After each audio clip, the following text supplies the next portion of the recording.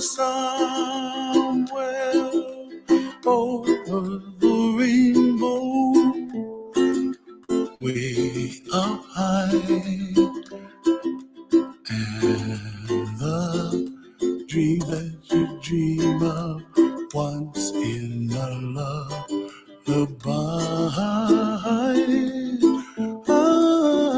Oh, somewhere over the rainbow, bluebirds fly, and the dreams that you dream of, dreams really do come true. Ooh, someday you wish upon a star, wake up where the clouds are far behind.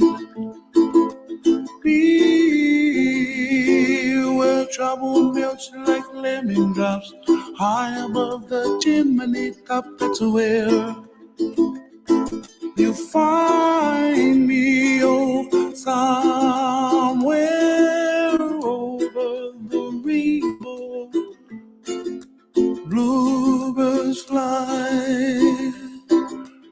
and the dream that you did to, oh why can't I? Oh, someday I wish upon a star, wake up where the clouds are far behind. Be where trouble melts like a lemon drops, high above the chimney top. That's where you find me, oh, somewhere over the rainbow, way up high. The dream that you did to, why, oh why can't I?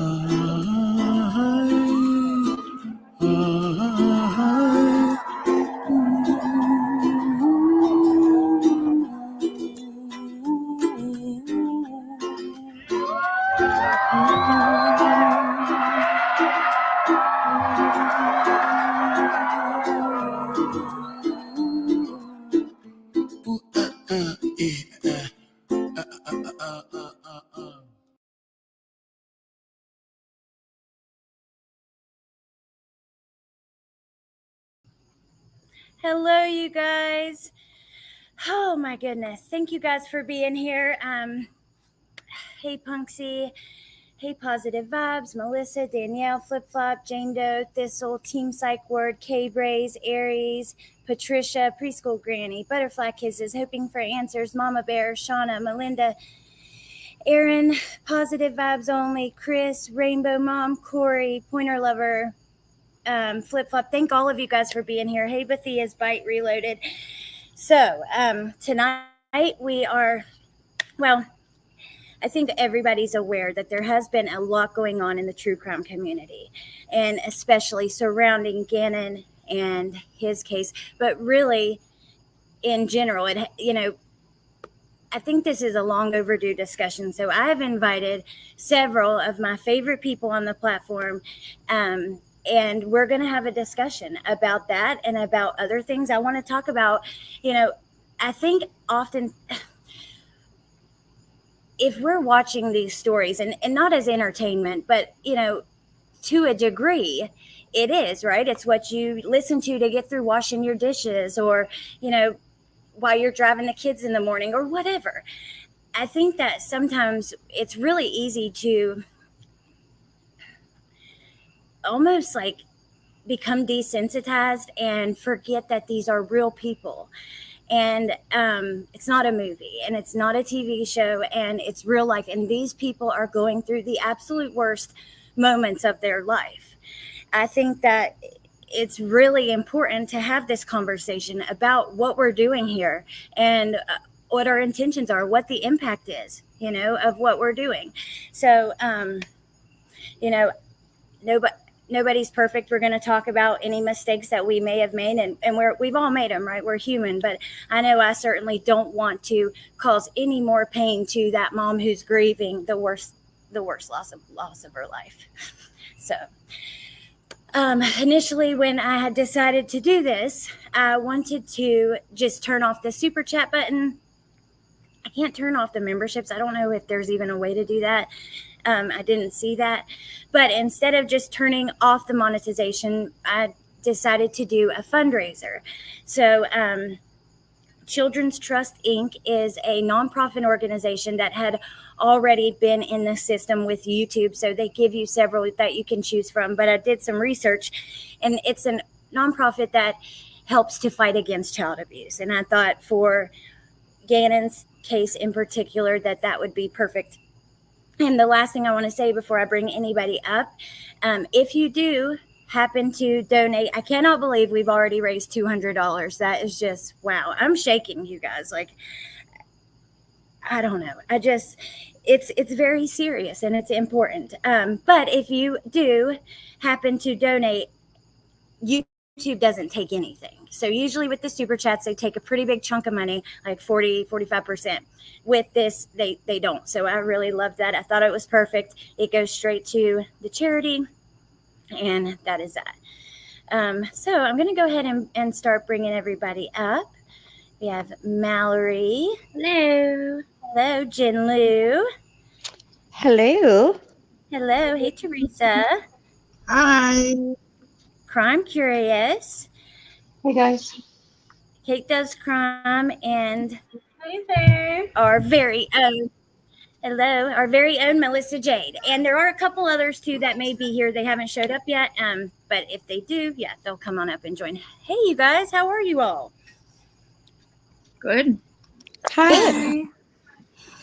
Hi. Fabulous. I just got back from the beach for the day. I love those pictures. They were so cute on your community tab. And I'm going to be dropping their channels during the live. So if you guys aren't subscribed, definitely go subscribe because they all have incredible channels. Truly, I every person that I ask to come here, I have a lot of respect for. And I really enjoy you guys and your channel, your content. And yeah, so. We love you too, Allie. Thank you. I love you guys. Yes. Ditto. Okay, so I think the best way to do this, I have a few things, like different topics I want to touch on with you guys. And I think it would, either we could go like top to bottom or left to right. But the first thing, I just want to like check on you guys after all this has happened. Do you have any like overall thoughts about the autopsy photos haven't been released at all, about them getting out there, about all the things that have happened in true crime world in general as we speak? I think, Mallory, you could go first because you're first, but then we'll go down. It's hard for me because I have kind of taken myself out of the equation the last few weeks. I've been keeping up a little bit with everything. And I was actually talking to Teresa about everything. And it's been very difficult for me because I know Zav personally. And so it's been hard to not see it through a biased lens because I'm seeing it obviously from his side, from his family, but then also seeing it with actually knowing Zav personally. So It's definitely been like a hit or miss for me where it's like, I'm not exactly sure. Like, there's parts of me where I'm like, this is so wrong and I would never do this. But then at the same time, I'm like, I know she didn't do anything maliciously, whether it was right or wrong to begin with, if that makes sense. Right. Well, it puts you in a tough situation when you know the person personally, I think, in general. Yeah. And it's always going to be one of those things where I'm going to be biased because I do know her personally. So it's hard because am I going to be like, that was wrong? Absolutely. But at the same time, there is a lot of like, I don't know. There's just, like I said, my mind's kind of been all over the place with this. And I think it is because I know her. But I also wouldn't necessarily agree with the actions that were done. So it's hard. I don't know. That's kind of where I'm sitting right now. Right. Well, I understand that, and that's fair. I think everybody's entitled to their opinion, you know, and Absolutely. Yeah. What about you, Jen? I will say this just for now. For me personally, it's made me take a step back, but I already talked about this with you, Allie. This is kind of how we ended up doing this tonight in the first place. But it's made me take several steps back and think about things and think about how I will be covering future trials that are upcoming. There's a few of them that are coming up fairly quickly that are going to be, the details of the crime are gruesome. So I think that it's going to change the way that I cover them for sure. Yeah, I think, me too. And I think that's a good thing, right? We need to be sensitive and aware of how we're affecting other people, and that's just that. I think that's awesome, Jen. What about you, Kate? All right. So where I stand kind of is like, I don't have an issue with people wanting to view autopsy pictures personally, if you have an interest in that, and like, that's just something that, there's people who want to see everything in a case, and that doesn't bother me. The issue that bothers me is like the redistribution of it, like putting it somewhere where someone can pay $3 and click that link, screenshot it, and reshare it like Natasha Cooper did. And really anybody can do it, and then what happens is it gets on Reddit, and then it gets on, all over the place, and then anyone, like the family members, could access, like, when something happens and people message the family and they're like, oh my gosh, have you seen this? Like, and it scares me for the family, because even like thinking about that, like putting myself in those shoes, I have a young son, and if I was ever in their position, I would just be absolutely crushed that, this was on the internet and being shared around, and that people were looking at this, and like I said, I don't have an issue with people wanting to like look at it, but in my mind, I would never think that somebody would like share that for everyone to see on the internet, especially a minor. Like, I can understand like cold cases and adults a little more, but like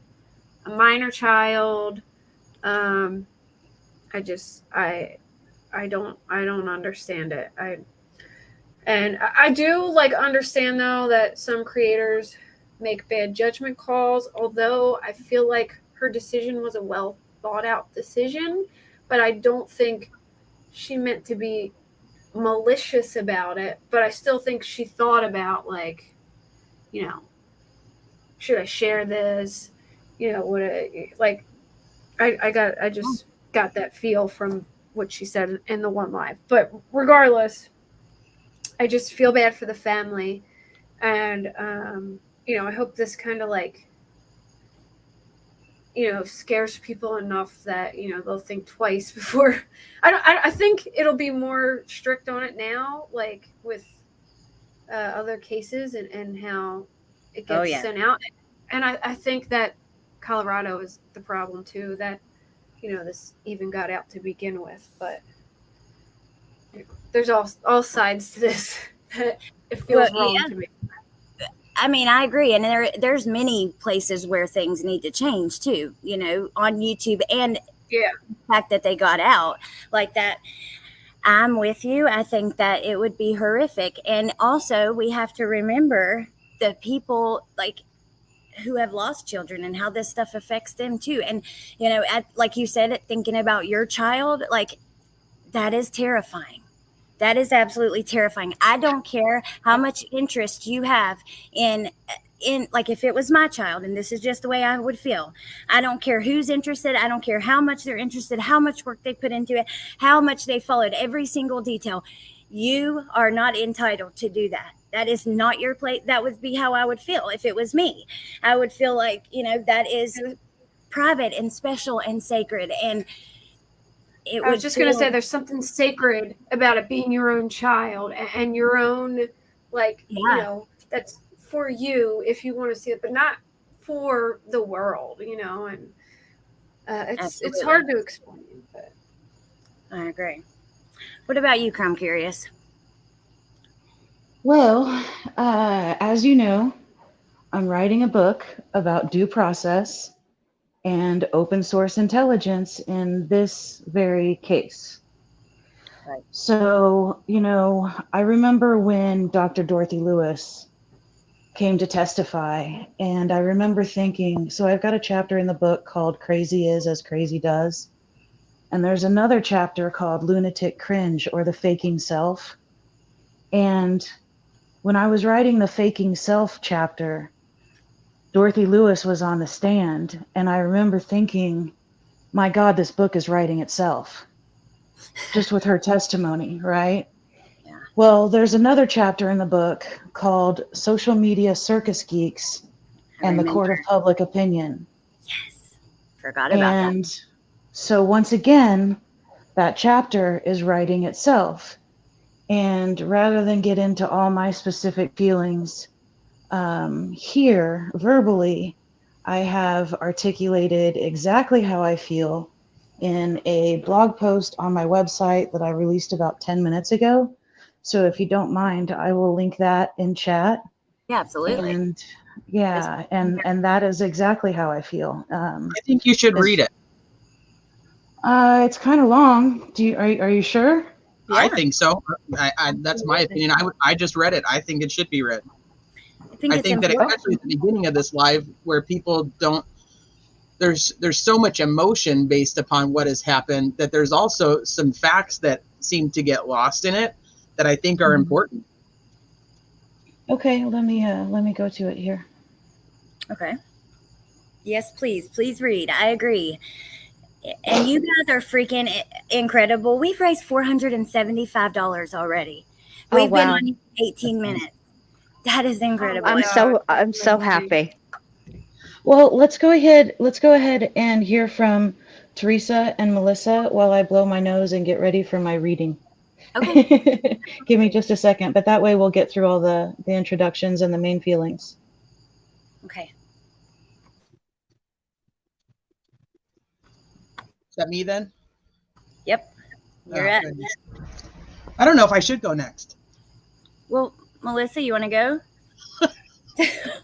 Damn, I was liking being last. I'm actually really emotional about this whole thing. I can't. I don't know if I can articulate my words correctly at this moment, but I just want people to understand that as a YouTube creator or whatever, people think that we are when we're on here, human beings are very complicated people. Our feelings come in different waves and at different times, and we don't always make the right decision at the right time. But we're very layered in how we are as people, as just human beings. And I think that people think we're like one-dimensional when they see us on a screen. And I just want people to realize, like, everybody in this chat, everybody on this panel, like, we all have feelings, we all have emotions, we all have, and we all see things based on our history and our life. Right. Absolutely. That's true. And I'm so emotional about it. One, I'm so emotional about Gannon's case anyway. Yeah. I'm also friends with Zav Girl. Right. I am somebody who I went to school to look at these types of things. I mean, when I originally went to school when I was 18, I went to school to be a homicide detective. It's what I wanted to do. I obviously ended up doing something else with my life for most of it, but I took my time when I was an adult, and I went back to school and I got my degree in criminal justice with a minor in forensic studies. And the pictures themselves do not bother me. And this is what I mean when I say in layers of a human being. The pictures themselves don't bother me. I'm just somebody who can look at them. I can see what they are. I also am a mom, and I can see Landon's point of view if this was my kid. So it's like I feel very torn, and I think that's why I was on vacation last week, and I was following all of this on most any channel I could find that was talking about it, because I was trying to like understand my own feelings and why I feel like some of it's right and some of it's wrong, and going back and forth. And now like we've been talking, together in this chat, and it's like seeing the perspectives. I went on Sleuth Moms Members Only Live, and just trying to grasp how other people feel, why other people feel that way, why I feel the way that I feel. I know it's all very confusing. I'm not trying to be confusing. I want people to know, like, just because like somebody can look at a picture like that, like it seems like the general consensus of those people are just monsters. They're monsters. I adore Gannon's face. I have followed Gannon's story since the day he went missing. I despise Letitia with an unhealthy hatred, is what I tell people on my channel. And looking at the photos it is somewhat of a detached situation. For me, I am the most upset. I am the most upset that they were ever even allowed to be out. Because my feeling is, if it wasn't Zav who put them out, they were coming out because El Paso County was selling them to begin with. Right. And I feel like we're hitting the end result of what happened, and that doesn't change how it even got there to begin with. Why weren't they sealed? I think that's a good point. And why did the prosecutor get on TV and say that Florida did it? I mean, I'm sorry, but I didn't like that. I felt like it was, well, he's a lawyer. So that's all I have to say about that. What about you, Melissa? And Teresa, unless you have more, then go ahead. But I'm kind of all over the place. So just, Melissa, please feel free. You did good. You're doing and great. You set me off with the whole video and got me crying, and then I got all in my feelings. And I'm sorry. Yeah, nobody was ready for that video, Allie. Even me. I'm sorry, you guys. I did get a sneak peek, so it wasn't as much of a shock for me, but she was here before you guys. Yeah, so she showed me all the pictures ahead of time, so I had time to take it all in first. Okay, Melissa Jade, your turn, babe. Everybody before me pretty much, I think, addressed all of the points. I'm personally not against viewing them privately if that is something that you so please to do for whatever reason. My issue is with posting them and making them available publicly. I do believe that there is a difference. And I can't tell you what her intentions are. Obviously, I'm not her. I am aware that good people make shitty decisions all of the time. And I think that in true crime, we do desensitize because it would be way too hard if we didn't. These cases take an emotional, mental, physical toll when you're covering them. And I think that this is a really good learning lesson for all of us to how to properly cover cases moving forward and humanizing people, humanizing these victims. And, it's a big learning lesson from all of us. So that's pretty much it. Yeah, and I totally agree with you. I really do. It's a huge lesson. And I think that if we can improve on, like I said, these are real people going through the worst moments of their life. I think that if you can't take a second to think about their feelings, then really you shouldn't be talking about it at all, and that's just the way I feel about it with the Cray says, so if you didn't like her, would your opinion change? To you guys who know her like that. I think that's going to be answered differently per who's answering it. Nobody is the same. One person may say, no, my opinion wouldn't change, and absolutely it would. Another person will say, no, it wouldn't change, and it wouldn't. Everyone's different. Yeah. Right.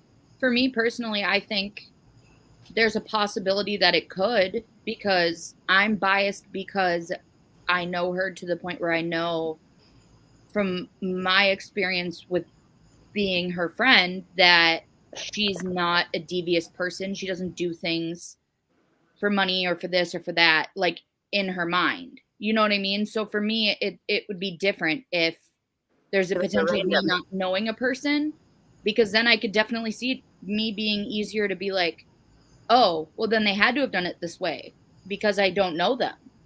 So I think that's definitely a possibility, but it's the whole thing for me where it's just like, I think it could be.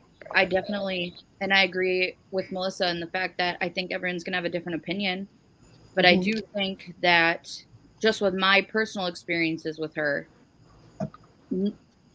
nothing was done in a malicious, negative way. And because of that, I won't ever be able to see it unbiasedly. So now if I didn't know her and I didn't know the person that I think she is, I feel she is, then absolutely could everything change? Absolutely. Right. Well, I'll say this. I don't know her at all in any capacity. I've never even, I think I went to her channel. I know I did once a long time ago. And it was the time that she had Cooperate on panel and Mexi and Save Robbie. And I cannot remember who else, but it was Kaufman, Mexi, and Save Robbie. I know he was there, but I don't think he was there for the whole panel. And they were talking about Watts. So other than that, I don't know her. And I still think what she did was wrong. Yeah. Period. And I still think what she did was wrong too. And I'll say that too. And I think it's just more of the behind the aspect of it for me. You know what I mean? Because I agree with you 100%, Jen. 100%. I think the reason that people are feeling the way they're feeling about her intentions is not so much the action in the moment, the actual putting out of the autopsy photos, but it was the aftermath. It was how she handled it afterwards. Absolutely. And I think that added, I think it just enraged people more. Yeah, absolutely. I think you're right. Oh, I agree. I think people had a bad taste in their mouth from the Kylie Rodney stuff too, because there were some things. Like I'll say, I watched her during Kylie Rodney, and then I stopped when all that stuff with Upchurch and all those crazy things going on and things being said on our panel that just I feel like should have been like, hey, you know, if it were me and people were saying things like that on my panel, I would have been like, hey, like, you know, this is a little like you can't let someone accuse another YouTuber of selling kids, and you know what I mean? Like, so I don't know. Like I feel like my opinion is more shaped because of that, because I felt like how she handled that was a negative. Like she handled that in a negative way, and then she handled this in a negative way. So I kind of look at her like I feel like she lets stuff happen, but like that's how I see it. Like maybe it's not in a malicious way, but because there's people there and she's getting a lot of attention and stuff, she lets it happen. You know, right? What I'm saying? Like, so I just want. I know that Crime Curious is going to read her blog post, but I want to say first, I don't know if you guys were here when we did the live about Gannon like 2 weeks ago. What was it, about 2 weeks ago? Yeah. It actually some Facebook groups that I belong to, not Gannon specific. The pictures were posted in there, and I'm not in Zav's Patreon, so I don't know the date that hers were posted, but the photos were already posted in the groups that I was in. So I was always very curious about the date and if that was even the first release of them, because they weren't released under Zav's like Facebook account. Does that make sense? Like somebody else had put them in there. Yes. I think it was before and somebody else did. And that's the part that really bothers me the most, I think, about the whole thing, is that these pictures are floating around on public websites where the family is going to be. And I don't like that at all. And I'm not saying like directly about Zav. This is about that comment goes to the people who release them. But I have to be honest, like, I don't know her like that. Many of my friends do. At first, I got a little bit of heat because I had said that I didn't think it was malicious. I wondered if she had some awareness issues or, perception issues with social things, because of the stickers and then the this. But at the end of the day, to me, it really doesn't matter what her intent was, if it was malicious or not. The point is that at a certain point, we have to learn. If you don't know already that is not okay, you need to learn quick. And because this cannot keep happening.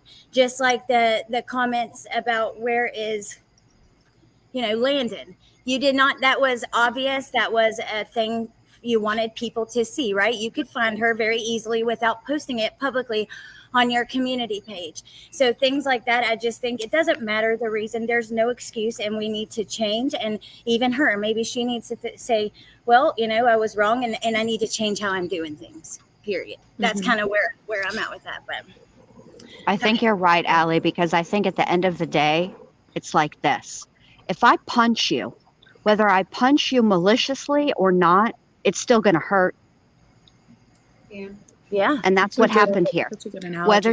Whether she put them out with malicious intent or no malicious intent, Absolutely. It's very difficult for me to say that without thinking of Boone. No, malicious. I But know. anyway, whether she put Also- that out maliciously or not, it still hurt. Period. Yes. It hurt a lot of people. It hurt a lot of people, including his family. But it does upset me that it was El Paso who sold them to begin with, and that doesn't minimize at all anything, but like the issue, it could be prevented. How do we prevent this type of stuff moving forward? And I think that it has to start higher up. Yeah, I agree. I think All right, I'm curious. most places do try and protect children and their photo. Like, I've heard Mhm. Colorado's is just very like lax for some reason, but wouldn't it be like the prosecutor's job to make sure that stuff is sealed as well? But I don't know whose It job do- it is, but there's It always going to doesn't be someone happen who does this. automatically.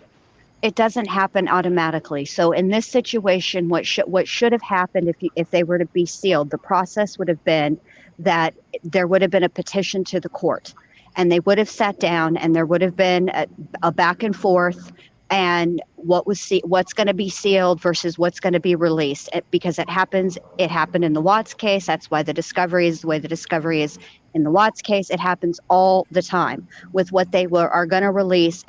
For whatever reason, it didn't happen in this case. But it doesn't matter, because at the end of the day, it's like, are you going to blame the liquor store because you drove drunk? No, you drank and then you drove. We have to take some accountability personally. If we say, well, listen, we just can't let this stuff get out at all, period. That's a good start. But also, if you get it in a file that you requested and you didn't know you were going to get that, then it's up to you not to put it out. Don't be that person. Do you know what I'm saying? Yeah. yes, Yes. I feel like there's like even it's something like, even though you can do it, you just shouldn't do it. And I think why it's so shocking to most people is like, most people wouldn't even like think, like I would never even consider doing that. So it's hard for me to, I guess, understand it. And then, I try and think, well, I don't think she has children. I know she has like nieces and nephews, but does that change how you look at it? Because I know there's a lot of people who don't have children who are still upset about it, but I'm saying, like, could that change? It's just a question in my mind. Like, could that change the perspective? And maybe that's why she wasn't as like, I know a lot of people think when you have kids, like as a mom, you put yourself in that position. You're like, if that ever happened, I would die. But I don't know, like I can't wrap my mind around why anybody would do that. And what gets me is I've seen a video that she did back in the Watts days where she read off the autopsy reports of Shanann, Bella, and Celeste. And she, like, for the first probably like 5 minutes of her video, you could tell she was having kind of like an emotional back and forth with herself. Like she was afraid to just read the reports because they were so bad. And she was afraid of how people were going to perceive it. So I'm like, what changed now that, you know, back then you were worried about even reading a report, but now Yeah. I guess maybe being desensitized. I don't know, but like, Kate, I don't want to interrupt, but I have to real quick. Allie, they're asking you to slow the chat, babe. I did. I just slowed it Okay. down. And then also, Crime Curious, I know you were going to read your blog post because I've got many other questions for you guys and like things I want to talk about, but I want to give you a chance to answer the first one. Okay, so this is at crimecurious.com/blog. The title is Navigating Ethics in True Crime, the Zav Girl Debacle. Excuse me. Okay. True crime pays, and great damage is sometimes done as a result. Court records are mostly public information, and for good reason.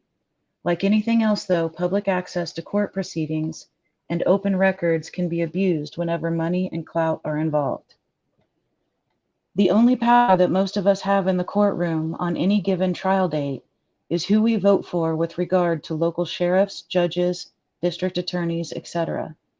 We can fight to enact positive changes to our state and federal laws, and that is precisely what needs to happen with regard to the wholesale purchase and retail sale of 11-year-old Gannon Stauch's autopsy photos in Colorado's case against Letitia Stauch. I'm not a religious woman, but this paraphrased line from Pope John Paul II, written at the turn of our current century, still hits very hard. Journalism, with its immense and direct influence on public opinion, cannot be guided by economic forces alone. Instead, it must be regarded as a task that is, in a certain sense, sacred. It should be carried out with full awareness that a great and powerful means of communication has been entrusted to you for the good of all. That being said, as an El Paso County voter, I would like to express my personal disappointment with Colorado's 4th Judicial District in this matter of public outrage. On Monday, April 10th, 2023, Trial Day 5, Judge Gregory Werner allowed the public to view and live stream the autopsy photos during the testimony of Dr. Susan Ignacio. Prior to the testimony of this particular witness, the media screen for evidence was blocked from public view outside of the courtroom. This was a conscious decision made by the court. It was no accident. The district attorney's office had staff members reviewing the WebEx presentation in real time in order to make sure the bench conferences and private conversations between attorneys were not overheard by the public. Many people have purported that these images were shown to the public by accident. That is a false narrative. This was a conscious decision. At that point, true crime channels that were live streaming the trial had an ethical and moral decision to make for themselves. Content creators were tasked with deciding what they would and would not share with their viewing audience. Some didn't show the images because they were afraid of violating YouTube's terms of service. Others didn't show the images because they didn't want to offend anyone. Some showed the WebEx view of the witness camera in its entirety and made no apologies for doing so. They believed that if the court allowed the images to be seen, then they would have no problem showing them. Crime Talk with Scott Reich is a prime example of the latter decision. Frank, the producer, asked Scott what to do, and he directed him to show them. That video received more than 20,000 views. Certain content creators were faced with yet another ethical and moral decision when El Paso County, Colorado, chose to include those autopsy images in its case file package for sale and distribution to anyone who paid the exorbitant fees set forth by the sheriff's office. To be fair, Gannon's autopsy images could have been sealed with a little extra effort from District Attorney Mike Allen and Judge Gregory Werner. Several organizations and individuals paid for and received those images, but chose to not share them publicly, and certainly not behind some sort of paywall. Law and Crime chose wisely. The Docket chose wisely. Plunder chose wisely. Zav Girl did not, and now she's paying an entirely different sort of price for her obviously terrible decision. News of the indecency spread far and wide. Brian Nenton of News Nation expressed his outrage at Zav Girl's actions and interviewed Mike Allen, who claimed the autopsy images were released by Florida rather than Colorado. This was an entirely false statement, which has now been edited out of the News Nation video. Brian's statement conveyed that, quote, "It is truly sick for someone to profit off of this horrific crime," end quote. The News Nation video has received more than 121,000 views on YouTube in the last 3 days. Brian also interviewed Gannon's father, Albert Stauch, the very next day. Inton implied again during this second interview that the autopsy photos were not shown in the courtroom to anyone other than the jury, that they were not broadcasted live via the court's WebEx feed. Whether this bit of misinformation was a mistake on Inton's part or not, it was irresponsible and false. His second video has received more than 90,000 views in the last 2 days. District Attorney Mike Allen doubled down on his false statements about the origination of those files in a second public interview, this time with Fox 31 Denver, although their video has also been edited to remove the portion where he blamed Florida for releasing Gannon's autopsy photos. It received more than 17,000 views within the first 3 days of its release. The point is, you can put the proverbial toothpaste back in its tube without a public apology, but only if you're a well-connected politician. And then it says the following price list from the El Paso County Sheriff's Office shows the original cost of all publicly available information in Colorado's case against Letitia Stauch. And then it has the image. And then it says the next price list shows the adjusted wholesale cost of those same files with the crime scene and surprise autopsy photos estimated at $6 per page for the first 10 and 25 cents per page thereafter. And then again, there's another image. None of the photographic images of Gannon's autopsy released by the court or anyone else actually showed his penis. The statement I just made does not change the outrageous nature of this situation, but accuracy counts. Reports of 100% nudity and implications of child pornography are blatantly false. The situation is horrendous, and it's already bad enough. Why embellish the facts? True crime does not have to be salacious. Much can be learned about society and ourselves when we read and share carefully composed stories about human tragedy. We can find gratitude and growth. We can find community. We can work together. We can stay in our own lane, and we can express an interest in the criminal justice system without interfering or involving ourselves in active investigations. We can show respect to one another and to those who are actually involved in these cases, regardless of our opinion and no matter how well informed we think we are. I'm disappointed in my elected officials. I voted for District Attorney Mike Allen, Judge Gregory Werner, Sheriff Joe Roybal, and Under Sheriff Jeff Kramer. I'm upset with Zav Girl, and I'm personally disgusted by her allegedly well-intentioned actions. Moreover, I am alarmed by thousands of people with torches and pitchforks that have been fueled by an overtly hateful, harmful, and clearly dangerous mob mentality against one person when several are to blame for this unnecessary evil. The full-on digital riot was incited by a certain amount of misinformation, and it's important to realize that. As far as I'm concerned, the whole debacle from start to finish is a call to action. I'm ready to learn how to get a new law passed in Colorado that ensures nothing like this ever happens again in my home state. I'm ready for action. Oscar Mike. Res ipsa loquitur, let the good times roll. You've just read my ancient American 2-cent piece. Thank you, please share. And then I just basically asked anybody to direct any hateful or harmful comments toward the monster herself. And I put Letitia's new mailing address and her real name, which is 197179. Her new name, yeah. Thank you for reading that. And I love that because you are a voter of that county. You know what I mean? That's huge. Yeah, we, and I say we because anytime, I mean, if we want to affect change, when it comes to politics, you have to start local. And Yeah, absolutely. I voted for these people. I voted for the ones who let those images not be sealed. I voted for the ones who put them up for sale and distributed them. Um, I'm not putting all of the ownership on them, obviously. I mean, I said I'm disgusted by Zavgirl's actions, but there's nothing I can do about what Zavgirl did. There is something I can do by starting locally about the fact that it happened in the first place. So I don't mean to shift blame, but anytime I'm as upset as I am right now, I have to figure out what I can truly do about it, and I have to start locally. It has to be a political action, and the state of Colorado needs to change their law. There was a bill 18-223 specifically about, autopsy photos with minors, and that bill needs to be revisited and rewritten so that it's not so broad. And then at that point, I'm sure it'll be signed, whether that's Hickenlooper or not, which is the governor of Colorado.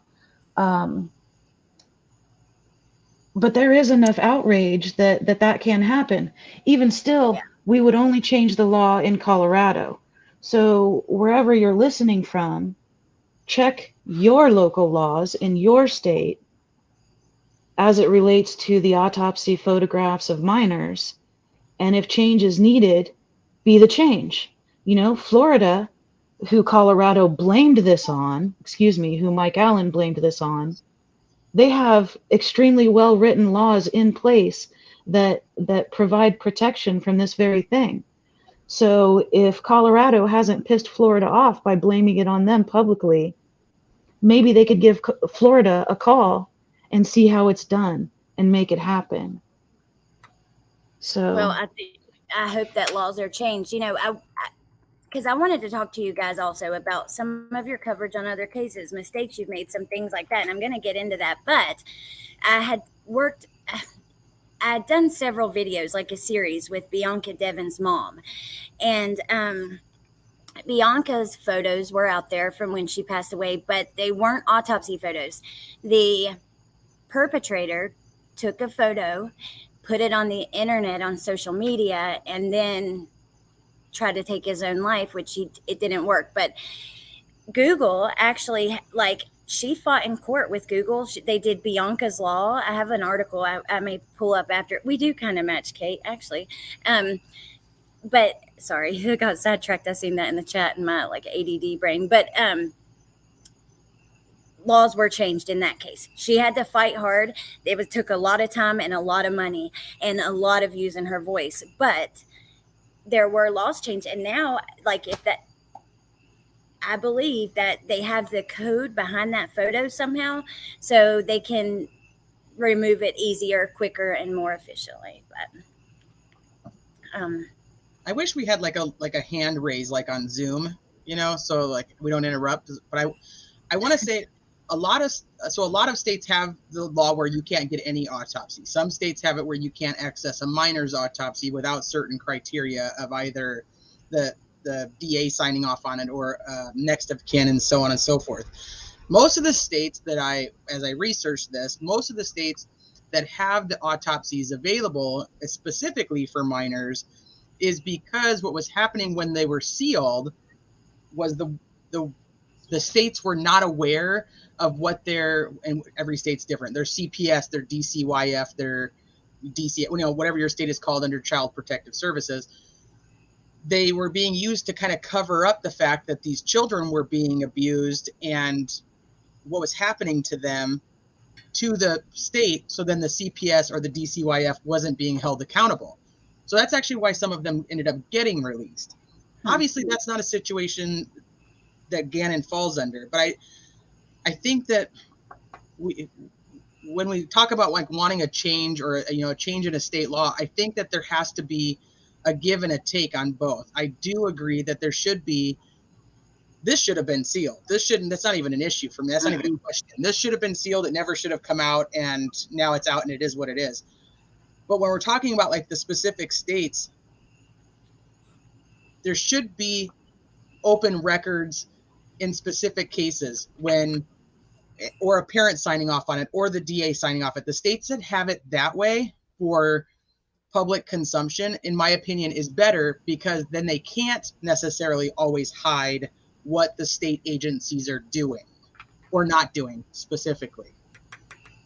Yeah, so I don't think it should be blanketed, is all I'm saying. I think there needs to be a give and a take, and there should be some set guidelines.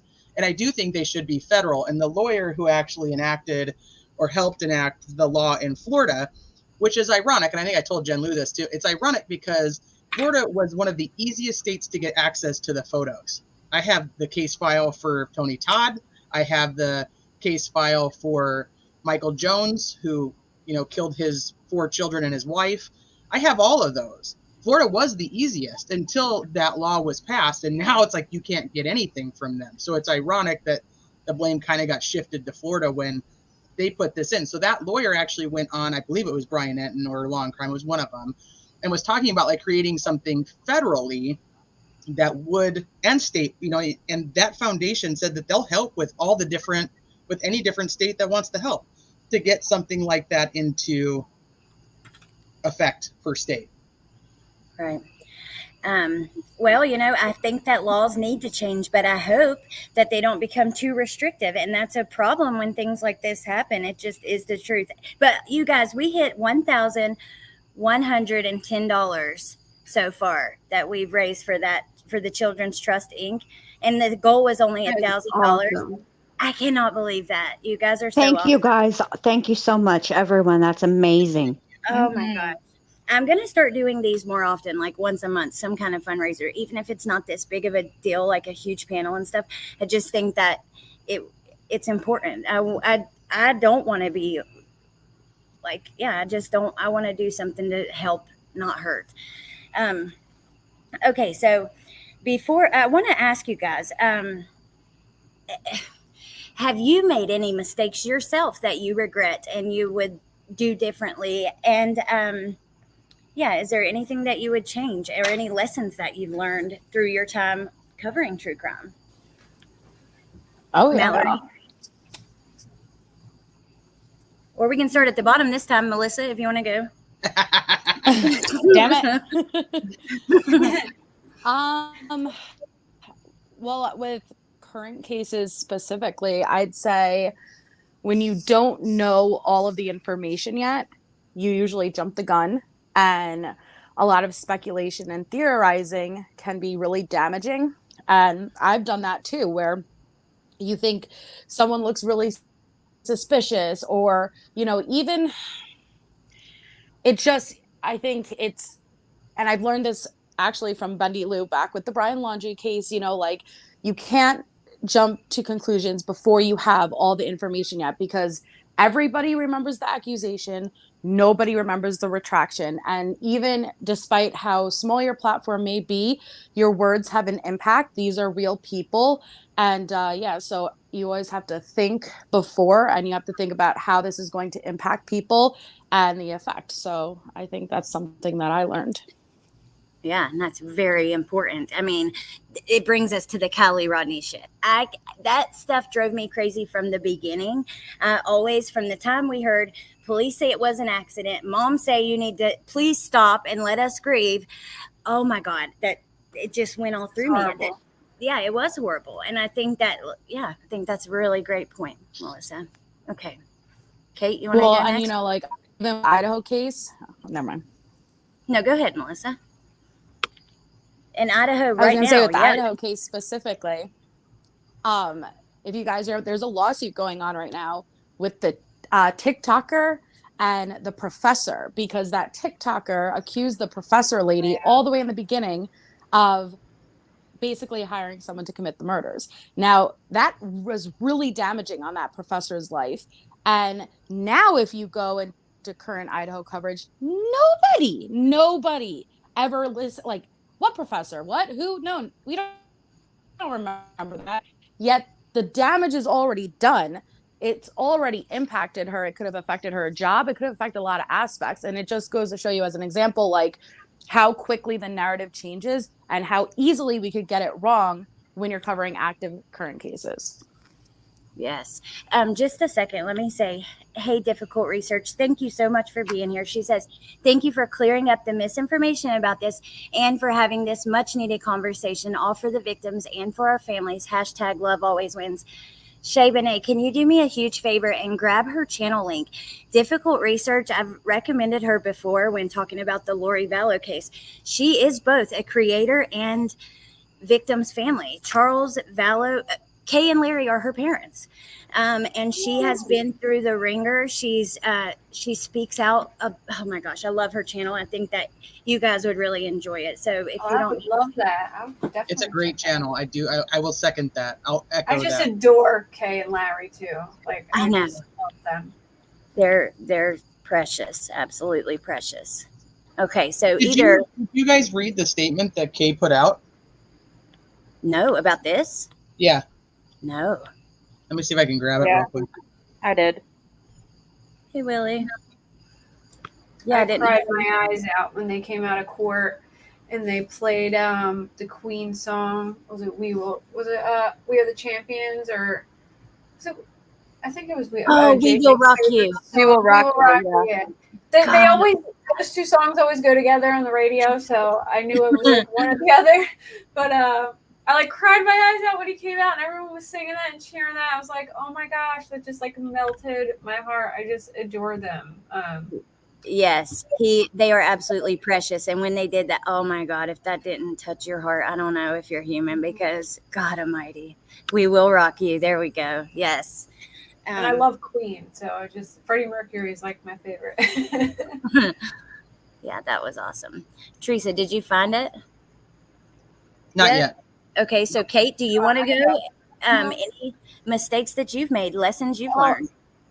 Yeah, and you know what is crazy too is like I try to be very careful. Like I I navigate YouTube on eggshells all the time. I'm just like, I don't know, from being just before I had a channel on the sidelines, just watching so many things unfold. Like I really try to stay away from drama, but somehow you always get pulled in somehow. There's always like, occasional bad judgment calls. Not everybody's going to, make good judgment calls. There's different levels, I feel like, too. But I made a mistake once where, so I think it was the Tyler Doyle case, the guy who went out duck hunting, went missing.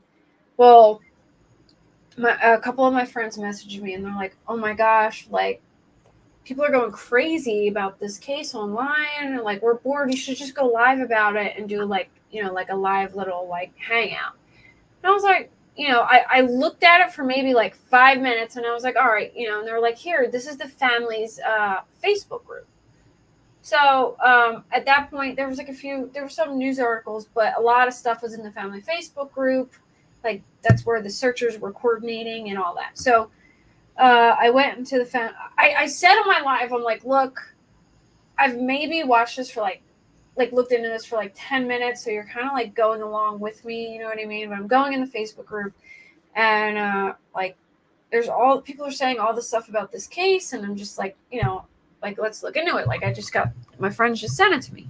So I went on the Facebook group. Well, here I had no idea that the family had abandoned the Facebook group like early on, and there was searchers and stuff in there saying like yeah, it's really weird, we drove from like Texas to come help search and they sent us away, and I brought my dog and they don't want my dog. So I was reading the post because it was just crazy, you know what I mean? And there was a lot of other YouTubers who did too, but I don't know why. I don't know what the difference was, but a lot of YouTubers were looking at it because it was all over Twitter. People were saying like, oh my gosh, this is crazy. So I was just reading posts in the Facebook group from the searchers. There was like Reddit posts that were posted in the Facebook group. So I read some of them, but I wasn't like reading them as like, this is what's going on in the case. It was kind of just like, I told people I've just started looking into this. We're kind of looking at it together, and I'm just reading, what's in the group. Well, anyways, people were very upset with me because of it. I got a whole bunch of people come in my comments saying, it was a tragedy pimp and all this stuff. And then it blew up even more because one of my friends tried to defend me, and then there was a whole live about it. And I literally cried for like 2 days straight because it wasn't my intention to do that. Like, I was just, it was kind of like a live, like, let's look into this live. And I should have, in hindsight, looked it all over first before I just like jumped into it. But, my friends were excited about it. Like, oh, come on, go live. Let's just talk about it, whatever. And it was like just one of those like bad timing of things. And it was hard. Like, it was just horrible. And then I did an apology. Like, I went and told everyone, like, I'm sorry, this is what happened. I cried the entire live. And I felt terrible because I wasn't trying to like spread misinformation. I was just kind of like, what I thought was the family Facebook group that the family was still running. I had no idea that they had abandoned it.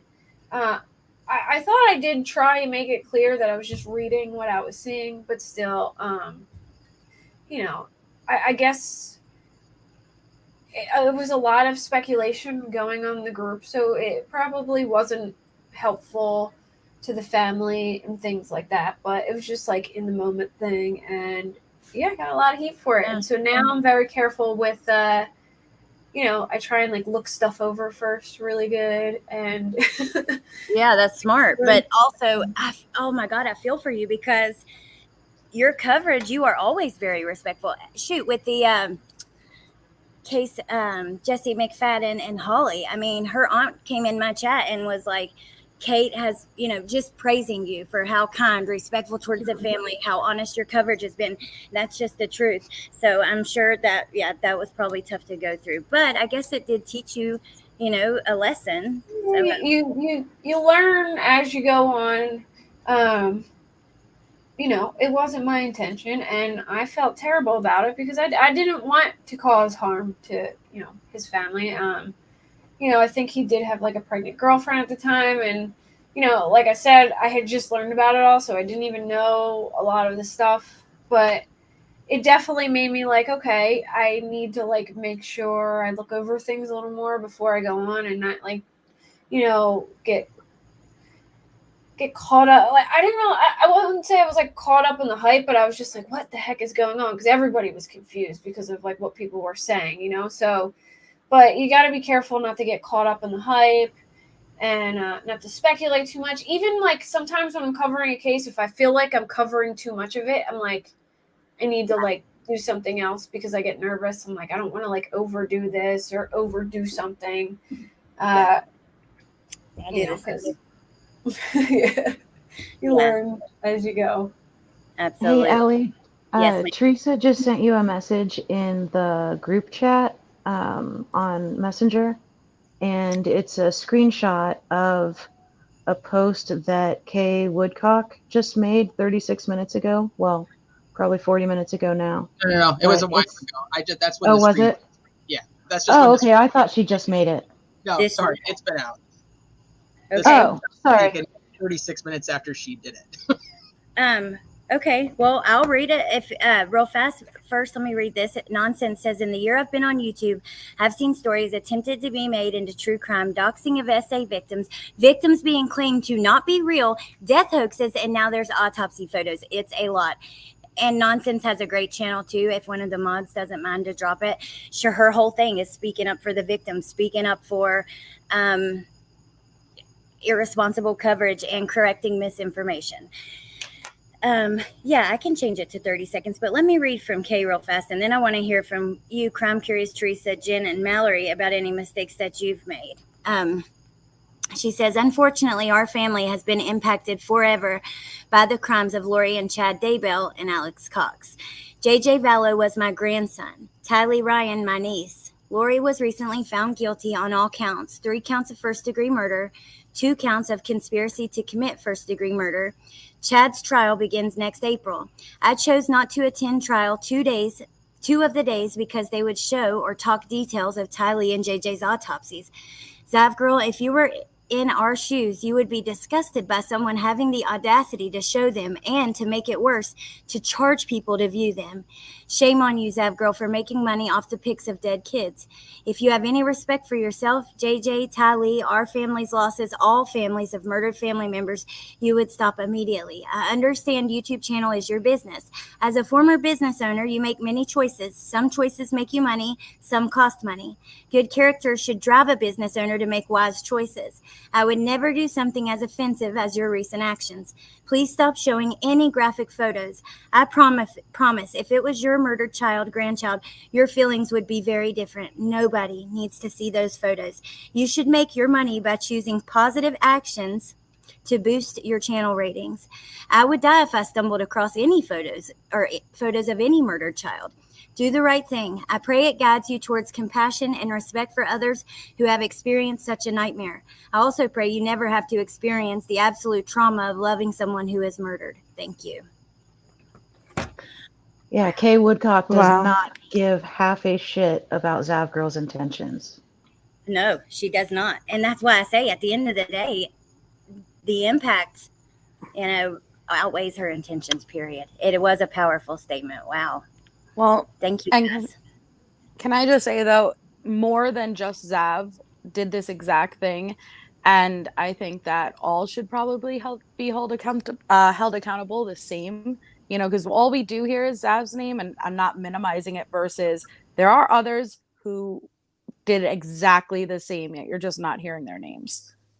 True, very true.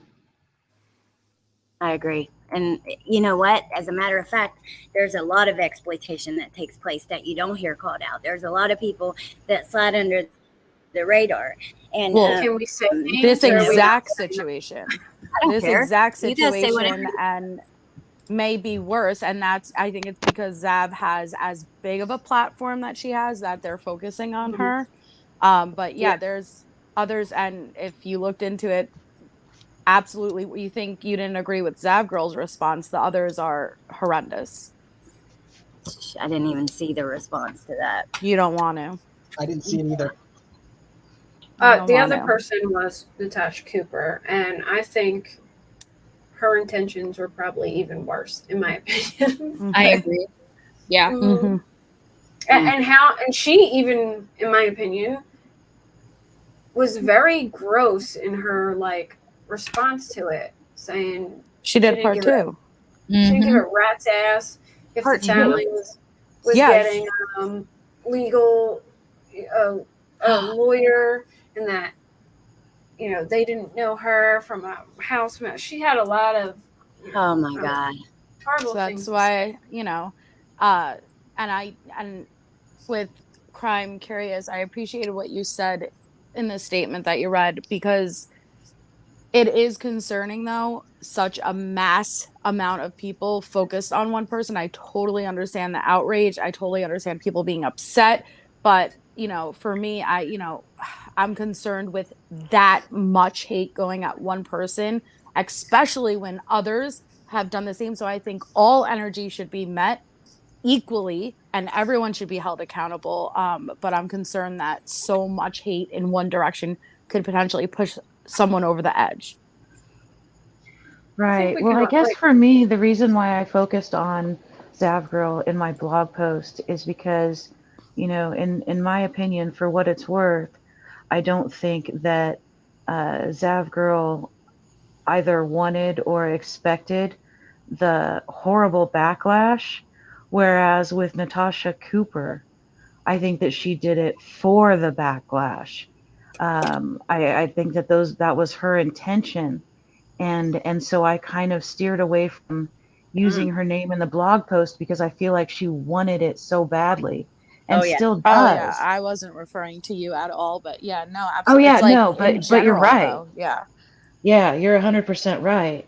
I'm concerned, something I said before on this very topic is that, virtue signaling in true crime is a slippery slope, and it never, ever leads upward, and when I go to channels, I haven't looked at Natasha Cooper since, she first slithered onto the scene, right?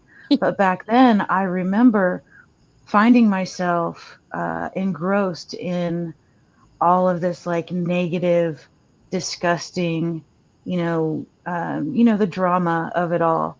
And I remember catching myself taking the emotions that me being, I wasn't like an active part, but I was there, I was listening, you know. But I remember catching myself uh, spreading that ick to people in my, my actual life, and it hit me that that's where it's coming from, and I had to remove myself from all that stuff. So that's one of the biggest lessons that I've learned. And going back there now, and this was, when she first came around, so it's been a while. Going back there now because of her most recent stunt, I started to feel that same shit take over, and she just makes me sick, and I can't handle it. Right. I Yeah. totally respect and understand that. Tiffany, to donate on here, it's just like the super chat button turns into the donation button. Except for the good thing is that YouTube doesn't get a percentage of whatever you put towards the fundraiser. It just goes straight to the nonprofit. This analogy always fits. Grab a plate, throw it on the ground. Okay, done. Did it break? Yes. Now say sorry to it. Sorry. Did it go back to the way it was before? Once broken, can't always be fixed. Absolutely. Yeah, that's a good. Mm-hmm. It is. Teresa, any mistakes or lessons mistakes you've made, lessons you've learned? Oh gosh, we'll be here all night. The biggest or the most memorable? I'd say the one that probably weighs on me as a question on why I was doing what I was doing is probably the Summerwells stuff. Just in general, like I at first thought I was helping answer questions, get things like straight from the horse's mouth kind of thing. And then it turned into such a cluster. And obviously, I think that a lot of that had to do with just the characters involved to begin with. But I do think about that. I think about, I'll backtrack on this for a second. So this is actually a point that when I was on Sleuth Mom's panel, we were talking about this, and, we talked about like our reasons about when we very first got into like the true crime community, what was our interest? What was our purpose? What did we come in here to do? Like she came in, she wanted to like help families of missing people. And I'm paraphrasing what she said, so please don't take it verbatim. But she wanted to like help people, the families of missing people, and get like the word out there and spread awareness. And so we talked about like the line of where does it stop then? And so her line is, she said, when like the families say like they don't want, they want to move on, they want to let go, they want to grieve, they want to do what they want to do. Yeah. That's her line. So that's when she stops. And I was like, okay. So like for me, when I got into true crime, I didn't come in to be like an advocate. I've always been interested in crime. I've always been interested in true crime. It's something it's intrigued me. Like I said, I went to school twice to do it. So it's just something that's been a part of who I am. I think that also changes like our intent on why we came here to begin with, changes how we view things. Like viewing autopsy photos does not bother me. They're not of my child. So, obviously, do I want my kids out there? No. But I came to discuss the true crime story, the perpetrator, the characters, the people that are around. So then taking this back to your question with like Summerwells, I go, okay, that's what I wanted to do. I wanted to talk to those people. I wanted to see what they had to say. But did I start something that I shouldn't have, because I'm not an advocate? Of course I care about the victims. I care about more so the children than anything in the world, but obviously all of them. So did I cross a line was there like an exploitation there that I didn't intend to have? You see what I mean? So I always think about that. And like I said, it turned into a shit show, but I think that was going to happen probably regardless of my role in it. But yeah, I do think back to like, what was my true intention when it was happening? What was I trying to do? Why did I do it? And what would I do different if I was brought to that situation now? Hell, I still see your interviews played occasionally now, so those were huge deals. And I feel the exact same way, not to cut Mallory and Jen off because I want to hear from them, but also Summer Wells is one of my regrets, a lesson that I've learned, doesn't matter how I feel about the way they were living. And if I'm honest with you guys, do I feel like there was some neglect or, yeah. And I think that substance abuse is an issue there. However, I feel like I was probably a little tough on the parents, and they are not in jail. We are 2 years down the road. The FBI is involved. I just think that, look, at the end of the day, they're like Athena, the one that the FedEx truck driver hit. Many people were blaming her stepmom in the very beginning. Their life didn't look normal. She lived in a building out in the backyard as her bedroom, different things like that were just like kind of alarming. Oh, so it had to be the parents, but it wasn't. And can you imagine the way that those parents, the way Candace and Dawn are treated, and not by me. I mean, I've been a little hard on them, but I've still tried to give them grace at times, but I've seen them get so much hell. Imagine if they had absolutely nothing to do with it, and it's very possible that they didn't. That's just the truth. We don't know better than the police. We are just, I say it all the time. I'm just a redneck mom from West Virginia who likes true crime and wants to hang out with you guys. I am not police. I'm not an investigator. Teresa, you have some education, and some people, are more qualified than others. But at the end of the day, even if you do, we're not, on the inside of this. We just don't know. And are we hurting or helping? Because it's really sad that the only thing that you hear about now with Summer is all the drama between mom and dad. I mean, seriously. And I don't know. It's frustrating. So that's one of my biggest ones too. That case. I think that, at the end of the day, it's about Summer, and I see it all the time. It's true. She has been lost in the sauce. She's been lost in the equation. People are so damn focused on what mom and dad are up to and what they said last week and what they said the week before that. And, I don't know. I'm over it with that one, but okay. Mallory, what about you?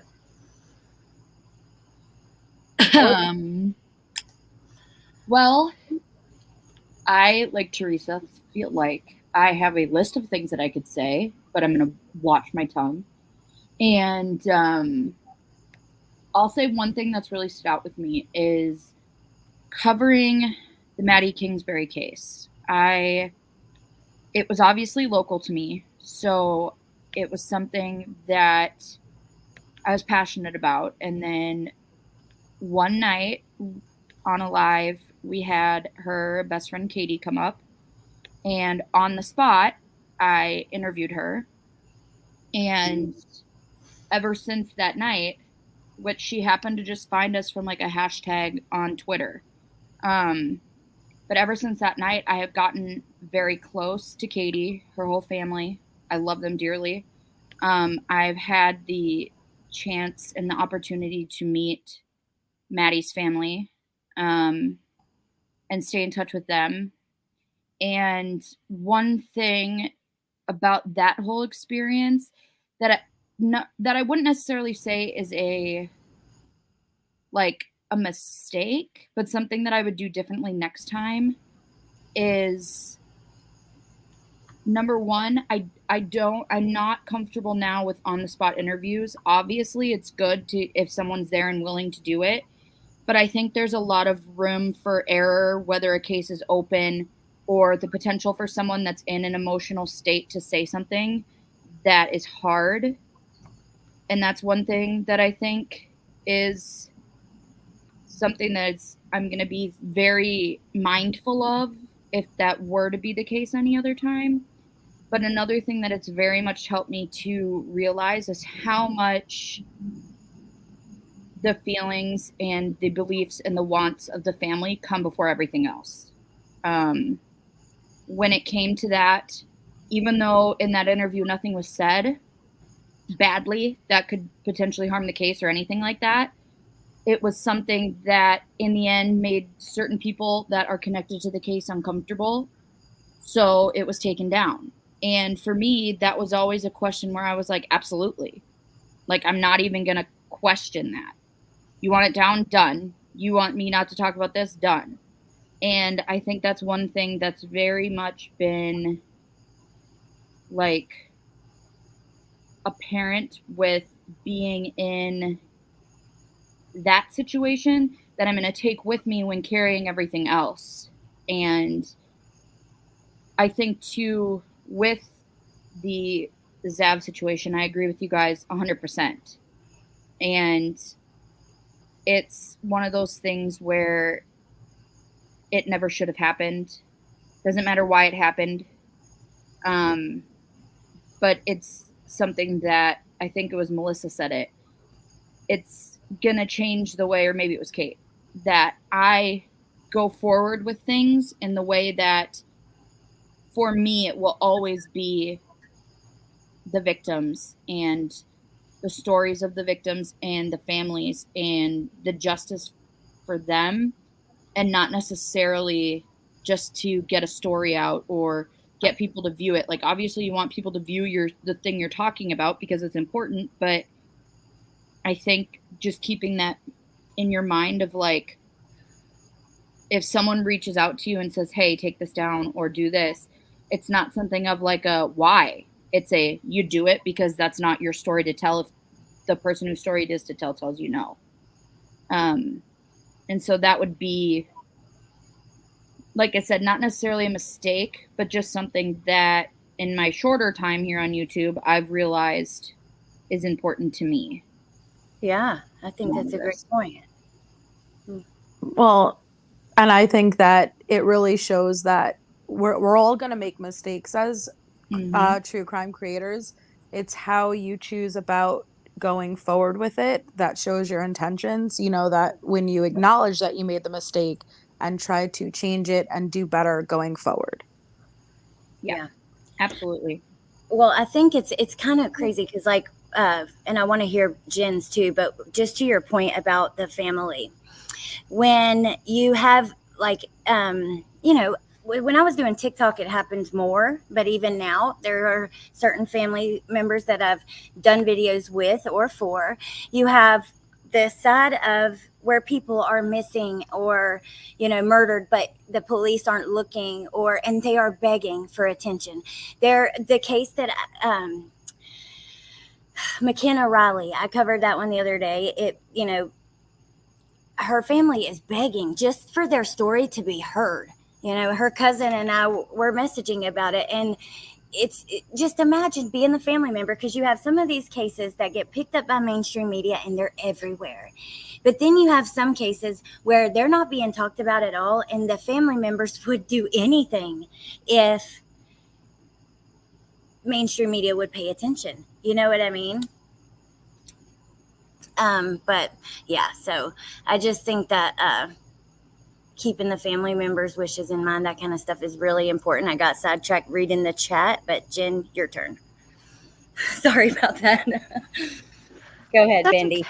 All right. I'm sure that I've made mistakes that I just, for whatever reason, are like not coming to my brain. And I've sat here, but I've been listening so much to what everybody else is saying. I wasn't even thinking about a time that I made a mistake. I don't typically cover open cases. There's been very few exceptions. It has to really grab me.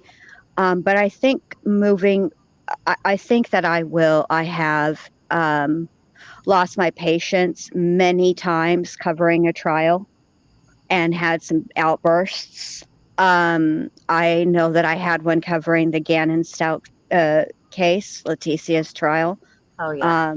Because I couldn't get WebEx to work, which actually turned out to be, I think, a blessing in disguise. I think that going forward, I definitely will not live stream on a day when I know that there is a chance that autopsy photos could accidentally be shown, because it has happened before.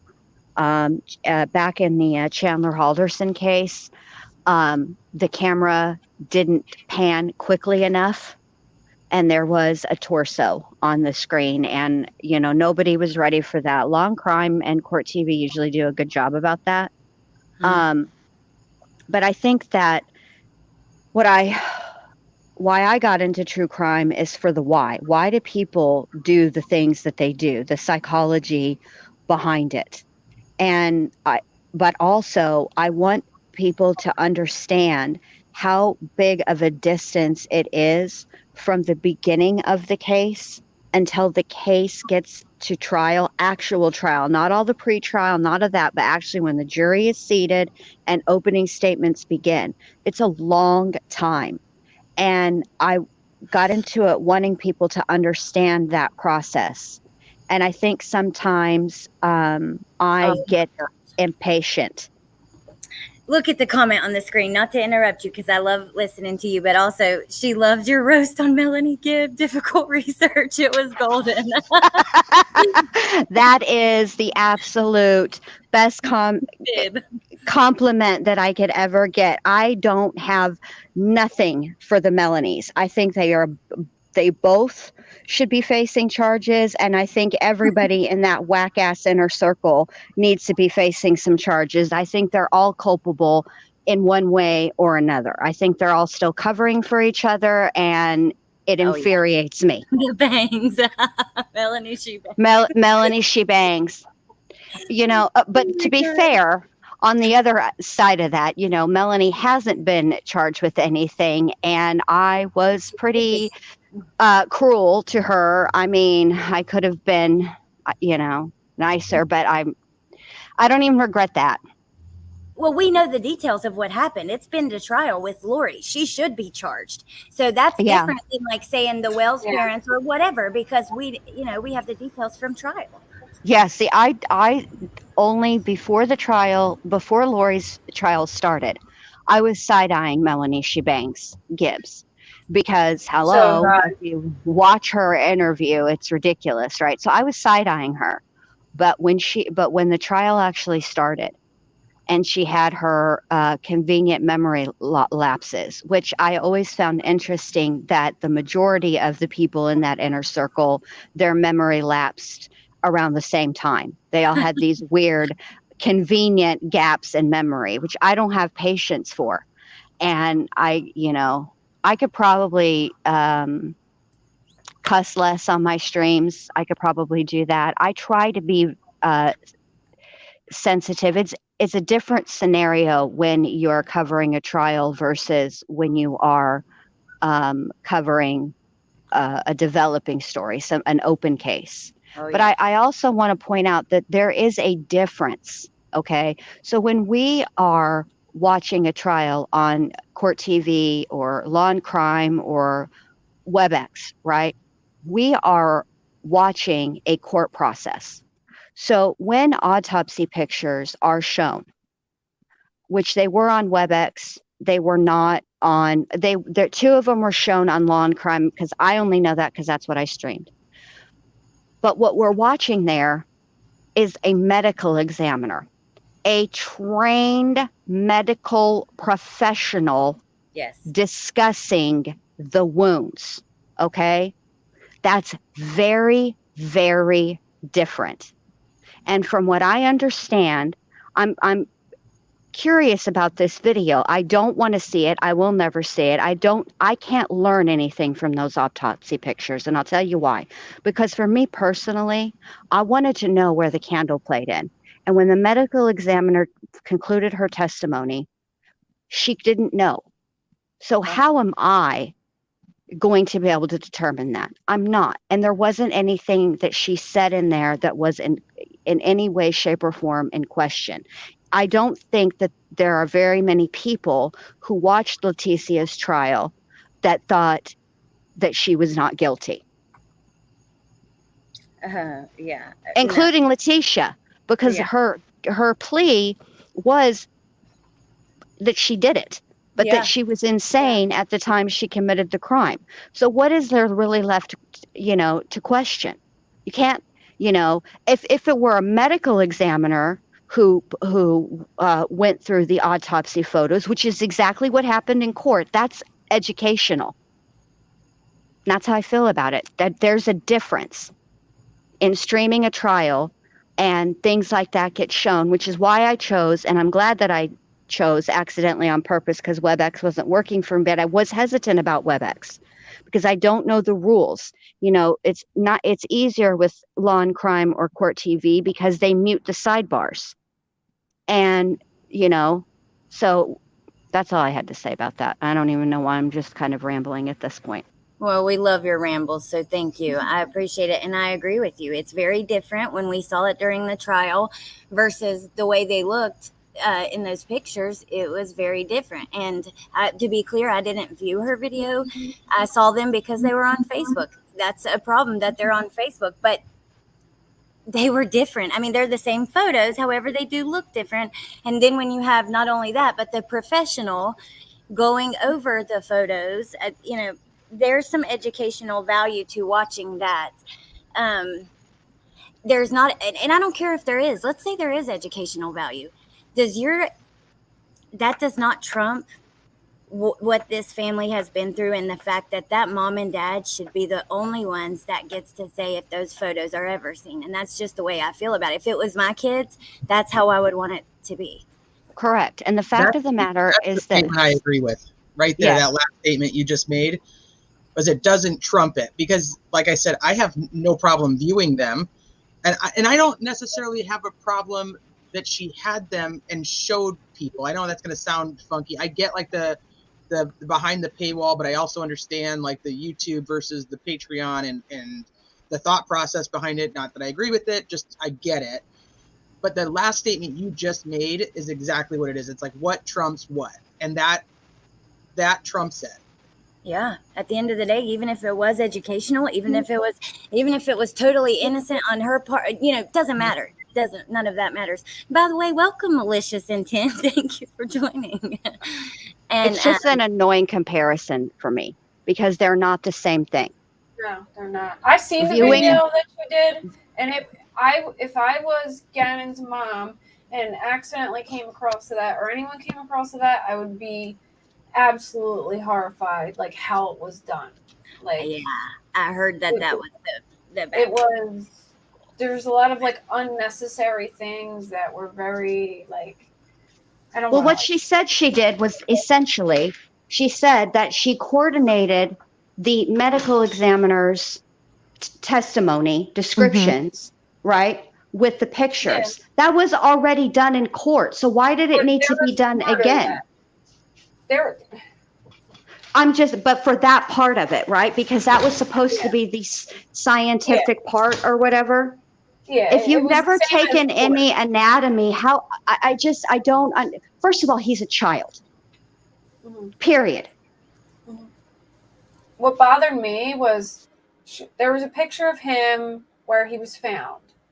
I'm not going to go into detail, but she like zoomed in very close, like to his face, which was like very badly, you know, decomposed.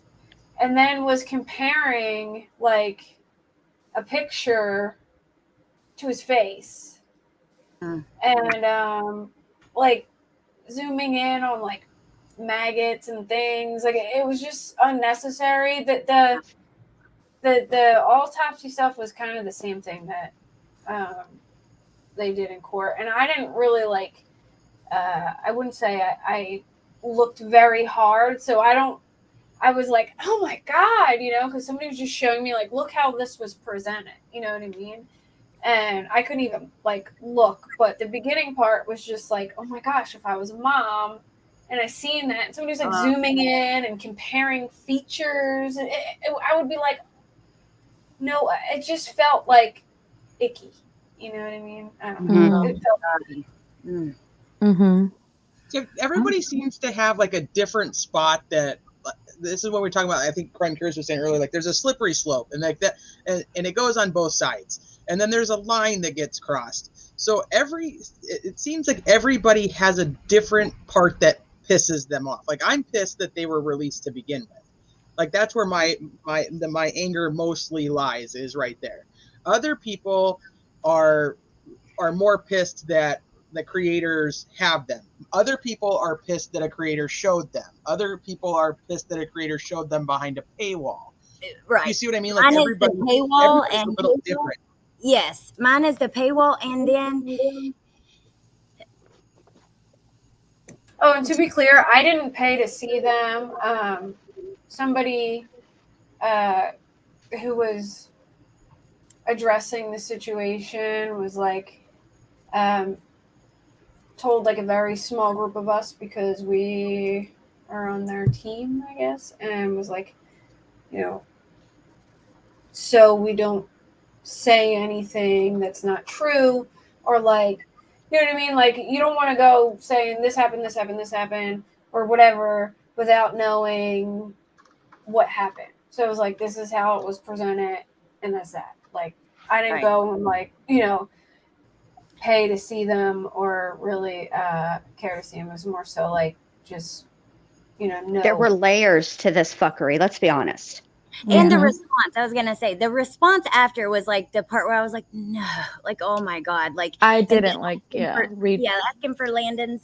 that part, because you could very easily, like, I think that was done for us, not for Landon. And I think that if you wanted to reach out to her, you should have done it privately. It wasn't for public, okay, we're happy, like, it shouldn't have involved us. It should have been done for the right reasons between you and her, and not for credit, if that makes sense. Right. Well, and I was wondering how you guys felt about the apology. I mean, for me, I personally feel like it made things worse, if that's even possible. I agree. You guys go Kind first. of. I'm going to be in the minority, and I know. That's But okay. here's We love the you. deal. Let's just put yourself in that situation, and as fucked up as it was to get there. Sorry, I didn't mean to cuss, but like, just put yourself. Now you're at this point.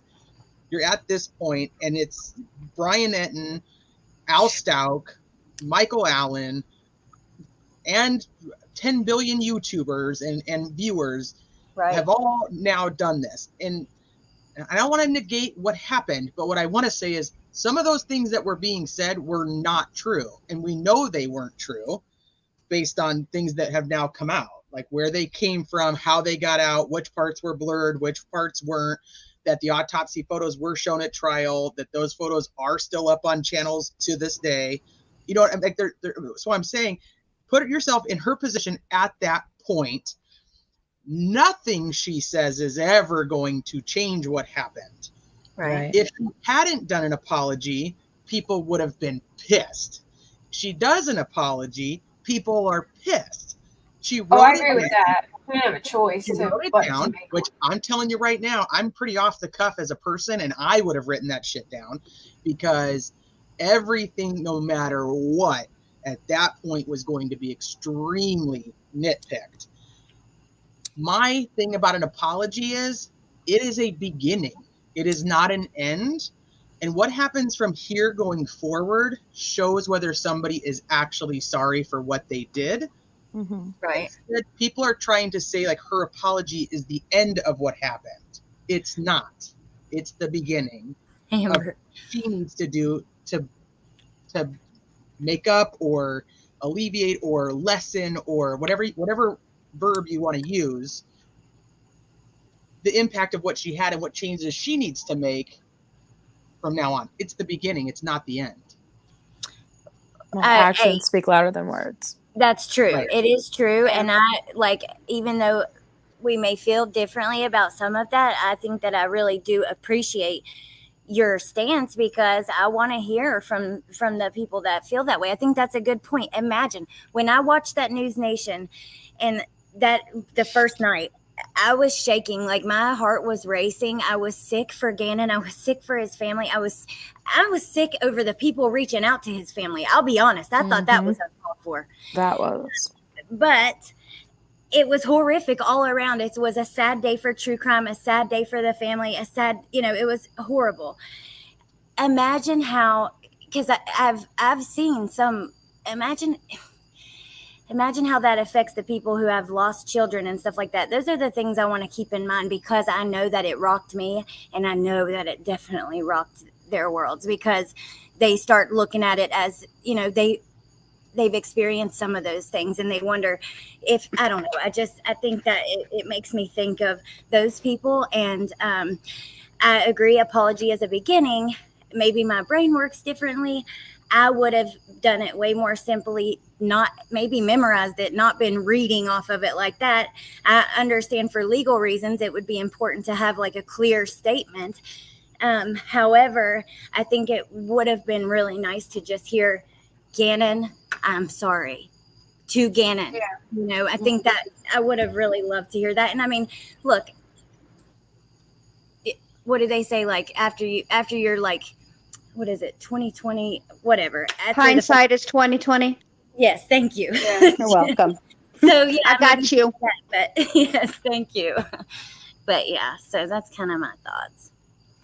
I was thinking the same thing. Like, I feel like no matter what, it had to happen. You know what I mean? At that point, it was like, you know, the whole world's like waiting on this. You know what I mean? I agree that I probably would have just like went a little more simply, just contacted the family and then been like, hey, I reached out to the family. You know, I said sorry. I am very sorry again, and I'm sorry for everyone that I hurt. I wasn't doing maliciously, and that was it. But I feel like she felt the need to explain herself, which I understand, because I mean, like, when I had all that stuff happen with me, I felt the need to explain myself too. But then in like explaining herself, people felt like she was being like disingenuous because she said like, and I didn't mean like she didn't, like, I imagine she didn't expect it to be shared as much as it did. And then she said something like, oh, if I knew it was going to get shared like it did, then, you know, I would have never done it. But then people were like, oh, well, after it got shared everywhere and you knew that it was shared everywhere, you made a new link and you're like, oh, hey, you know, this got shared around so much that Patreon removed it and I made a new one. So then people were just picking apart like every little thing. Right. So I feel like it's like a lose-lose situation either way. Like, if it was more simple, Agreed. probably would have helped her. But I mean, I understand why she would want to explain herself. I would probably feel like I want to explain myself too. I would too. I think the lesson here, one of them, is that there is no such thing as exclusivity on the internet. Mhm. Once you release anything, and all it takes is one person to get a hold of it. As soon as you release it, it becomes out of your control. Yeah, So, private. correct. So there is nothing exclusive. There are no security measures on the internet other than trying to protect your own identity, right? And not doxing other people's identity. That's it. The internet is not a safe place. And I think what adds insult to injury in this situation is it's a child. And the truth of the matter is, in my opinion, there isn't anything that anybody could learn from those autopsy pictures that's going to make them feel any worse for Gannon. Everything that needed to be said, for the most part, was said during that trial. The prosecution gave an excellent opening statement. They were incredibly descriptive. And They were great. They did a they great job. They were. And our justice system, we're afforded in the United States the right to watch a trial in person, not for them to stream it. So if this is going to have ripple effects, and this is what I said a long time ago when I very first came to YouTube, and it had nothing to do with true crime. It was just drama related. And I said, it's going to escalate and escalate and escalate to the point where YouTube is going to be another platform where you cannot say anything because they will censor you. We will know if people keep monkeying around and doing the things that they're doing with true crime in the way that they're doing it exploitatively, without thinking at all about the real human beings that are attached to this case, these different cases, they're going to do away with having YouTube on, or having true crime on YouTube. This is why the aliens don't pick us up for their cool space parties, because we don't know how to act as humans. We're all the time messing up stuff that shouldn't even be messed up. This all could have been avoided. All of it. Should they have been released? No, they shouldn't have. At all. But they were. And it's not something that should have been put out, period. I don't care how you put it out. I don't care if you went to the stone like Moses and you carved out the autopsy photographs on a damn tablet. They should not have been put out. It was exploitative, period. He's a child who was murdered viciously by somebody he loved and trusted. She obliterated that child, period. Nobody should be sharing that anywhere. That's it, period. That's all I got to say about that. Heidi says, I wouldn't have shown it if I had a channel, but why bash her? She feels bad enough now. How would people feel if she did something to herself from all this hate towards her? I just want to say it is not my intentions or this channel, this panel, anything to bash her. That's not going to happen here. We are having a constructive conversation because it's important, number one. And number two, because I personally want to do better. I personally have an interest in true crime. I enjoy my channel. I enjoy when I do, work with families, work with you guys, but I don't want to do it at the expense of hurting someone who's already going through enough. So I think these conversations are important. And the truth is the truth. She shouldn't have done it. It was wrong. Play devil's advocate, that same sentence could be asked for Cannon's family and I think it's just a conversation that needs to be had.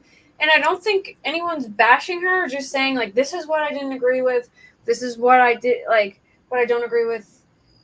This is what I feel bad for. This is what I can relate to. This is what I've done wrong that I need to fix. Or this is things that, it's just a conversation that's important that needs to be had in the true crime community, period. Because this is a terrible situation, but we've seen a lot of other messed up situations too. And, yes. It's better to have a panel like this where we can, acknowledge it and try and change things and turn a bad situation into a good thing than to just, spew hate and whatever. I feel like it helps us because we don't all necessarily agree at the point that pisses us off. Mm-hmm. Right.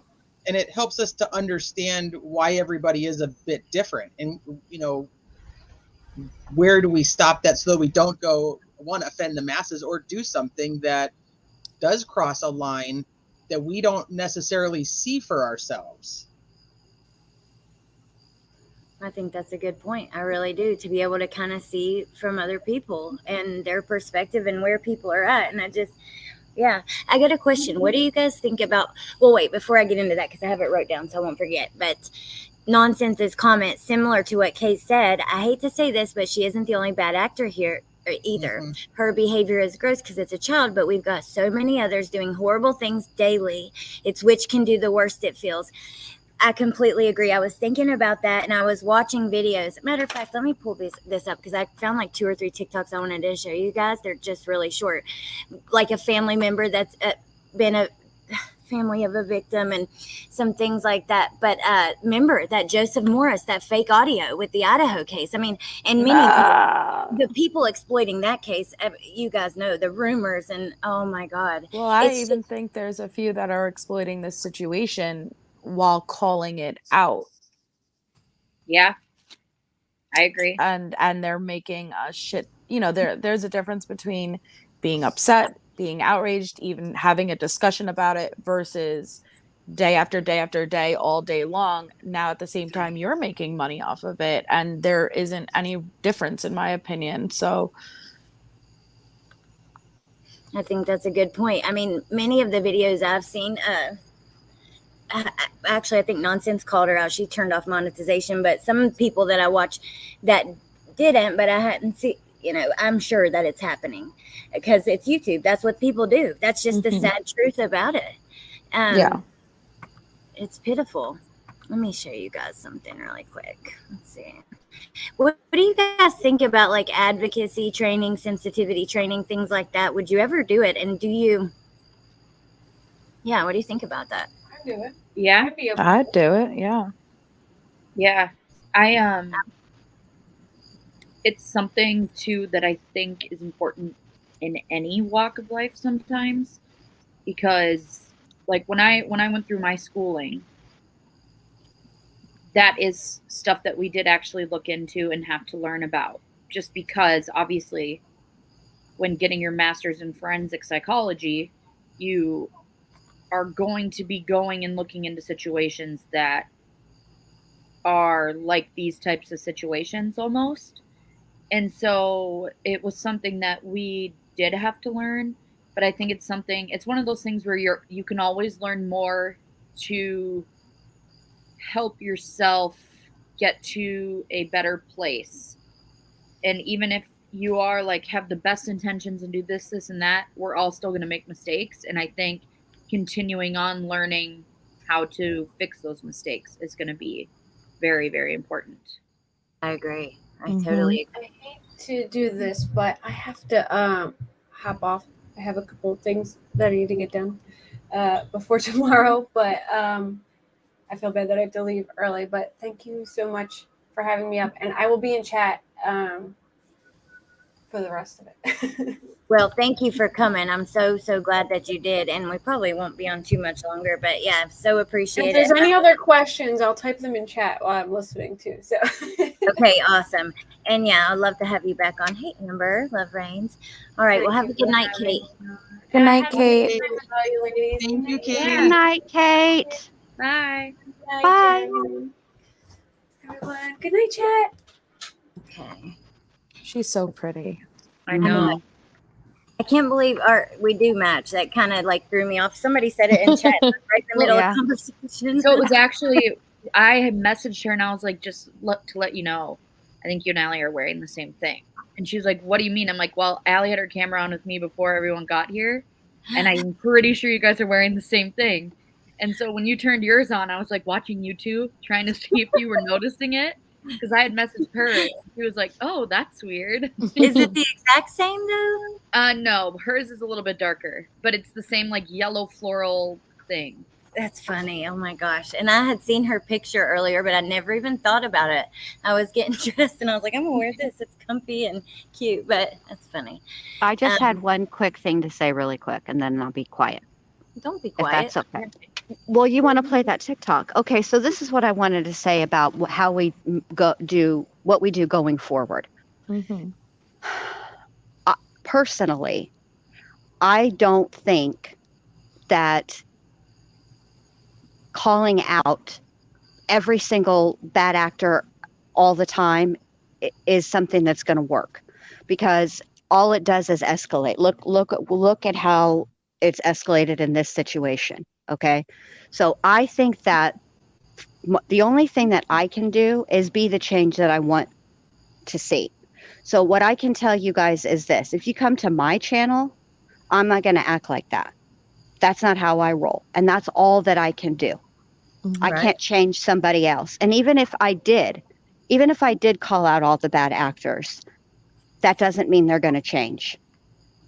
We got to hold ourselves individually accountable. Correct. And as people who watch YouTube, because creators watch YouTube too. What we need to do is remind ourselves that it's the law of supply and demand. If people demand it, there will be a supply for it. So if you're watching something and you're like, what the F? Just stop and don't go back to the channel. Unsubscribe. I agree with that completely. Well, I don't think that everybody does Truth Teller, but I do think that it's an interesting point if you're covering these cases that maybe, you could do, just to do it with more sensitivity. You know what I mean? Not just to be like a regular person, but I think that when you're dealing with it like this, you know, it could be beneficial. Okay, let me show you guys this really quick. Let's see. This one. You ready? Let's go. I'm gonna have to open it in a new window because I turned off the sound for that one. Shoot, I don't know how to get it back on either on StreamYard when you're like sharing. How do I unmute the tab? What was your question? How do you unmute the tab? Like I muted it because it was playing because you were something. Yeah, I muted it and then hold on a second. Hold on. Okay.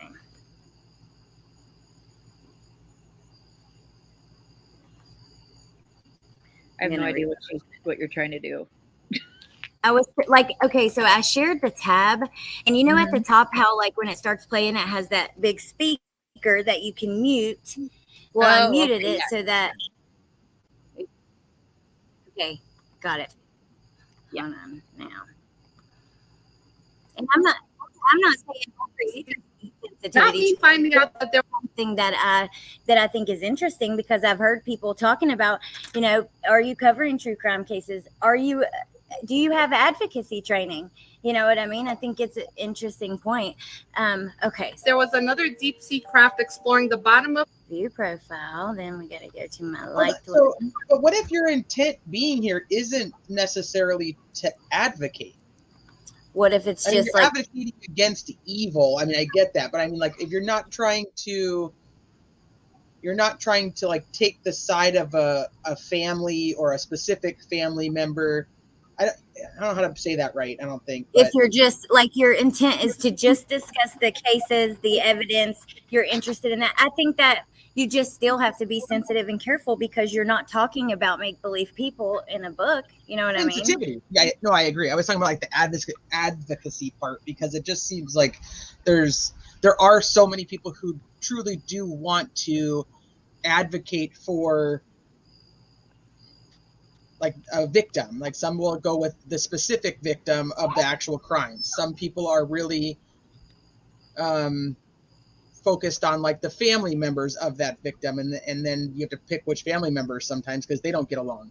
But I'm just saying, like, if it is just about covering true crime as a whole and advocating against or advocating for understanding the psychology behind why these types of things happen, or advocating in this circumstance, my opinion would be advocating for changes in the actual laws. Right. You see what I mean? Like, yeah. Well, it's just like I said, it's a same thing. It is a point that I hear though, like, you know, people talking about, hey, you're talking about these, you're covering these cases, and look, like I don't agree with the people that were reaching out to the parents. You know, I think that it would have been more appropriate if you wanted to let them know to reach out to their, I don't know, their attorney. I just don't think it was appropriate. But we have a lot of people who do directly work with families, and they're not advocates or things like that. So I think it's going to differ based on what you do on your channel. But if you are doing stuff like that, it's probably something to think about, at least. Well, I think it makes a difference. But I think it makes a difference what we claim to be. I mean, I claim to be writing a book. Now, if I don't finish that book, I'm going to be in a whole heap of shit because I've got people counting on me. And I've told everyone that I'm a writer, so I have to write. And if I claim to be an advocate, then I need to advocate. I guess it's just up to what, you know, how you're branding yourself on your channel. I think that's is the a good difference. point. Yeah, what you're claiming to be. This is a good question. What are your guys' thoughts on the police interviews with witnesses and victims? What do you mean?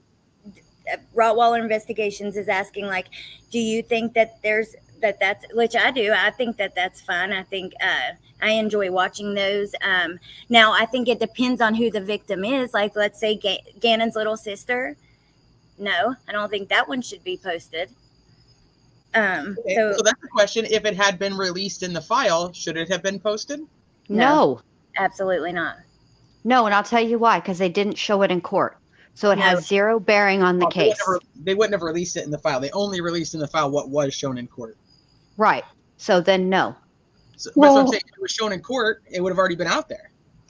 Well, not Right, so necessarily. Like that bedtime true crime video that I did where I was reading all those text messages between Albert and Letitia on February 29th to March 1st.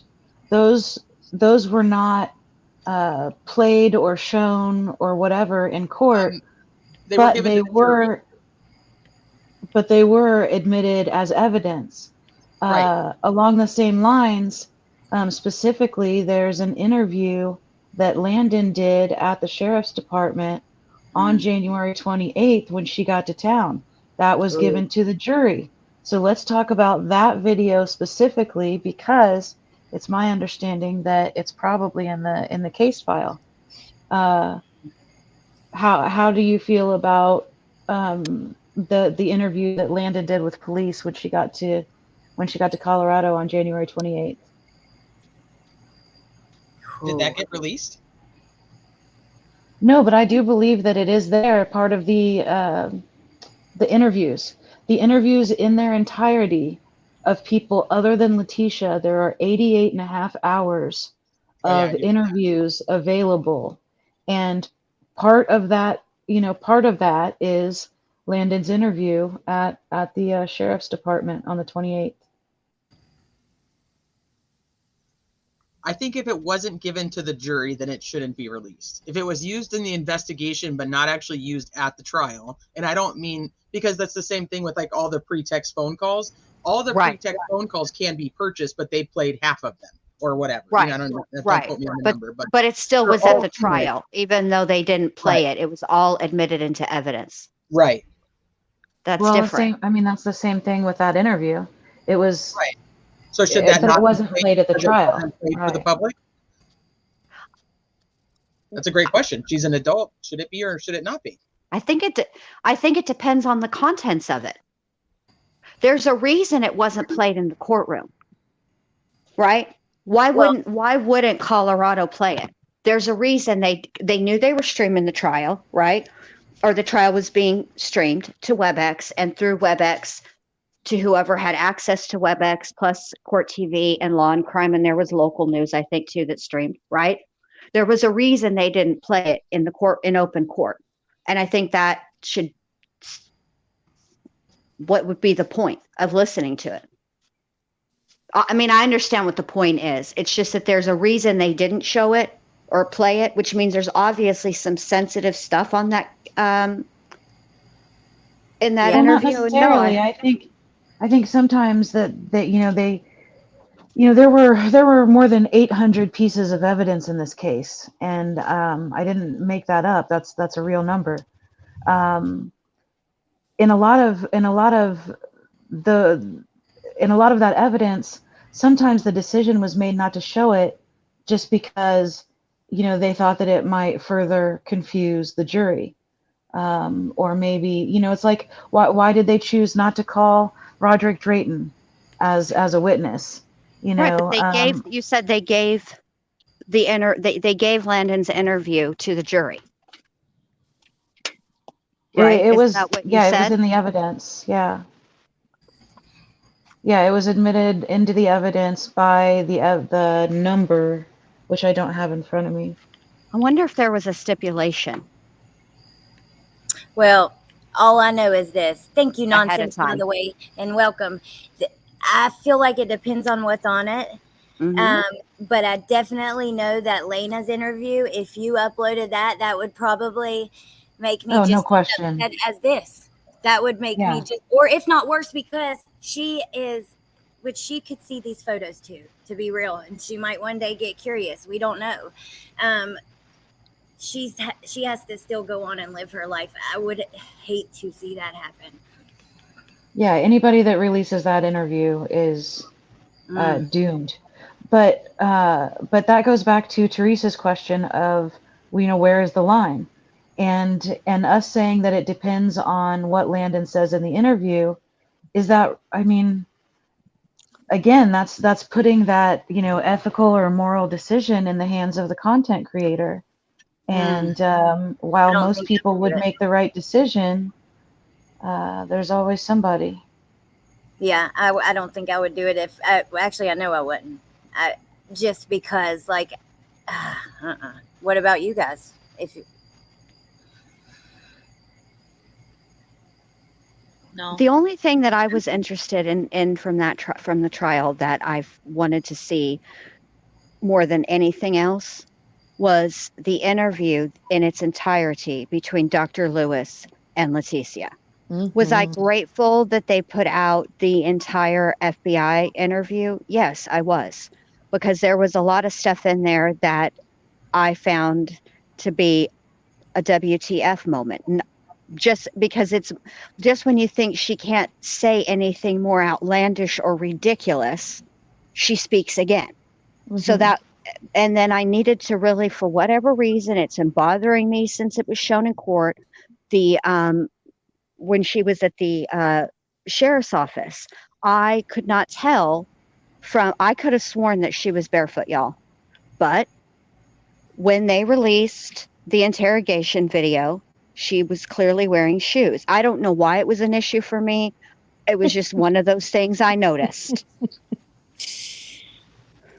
Dynamite, that's a good question. What would I don't think that she would want that out there. I just don't think so, but I don't know.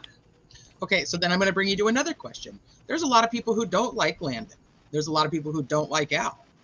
There's a lot of people who have done many live streams that have blamed them since the beginning of this. Oh, yeah. So if those people release it, does it matter what Landon or Al think? You see what I'm saying?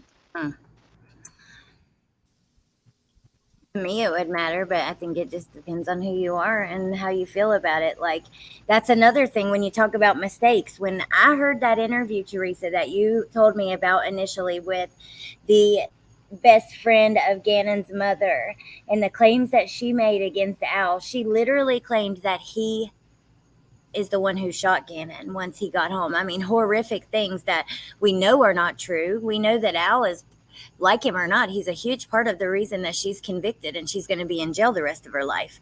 Not only that, he's lost his baby. I don't know. That's it. I think it just depends on each individual person. But would there be outrage if so? Because that's one thing I see. The outrage is not the same. Some people do exploit cases daily. You have, and nobody says anything. And I don't know.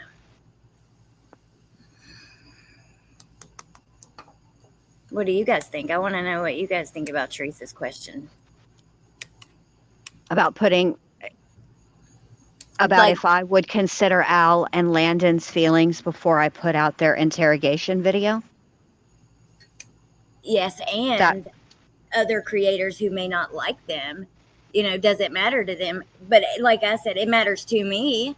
I don't think that, and also I think that you should keep in mind, whether you like them or not, they're still victims. That's like Cindy Watts and them. I mean, they've gotten hell for a long time. At the end of the day, they were not with Chris.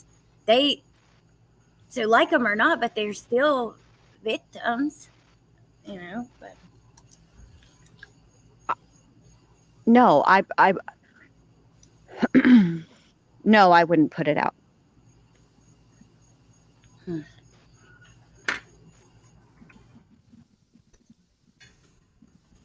I think because for me, the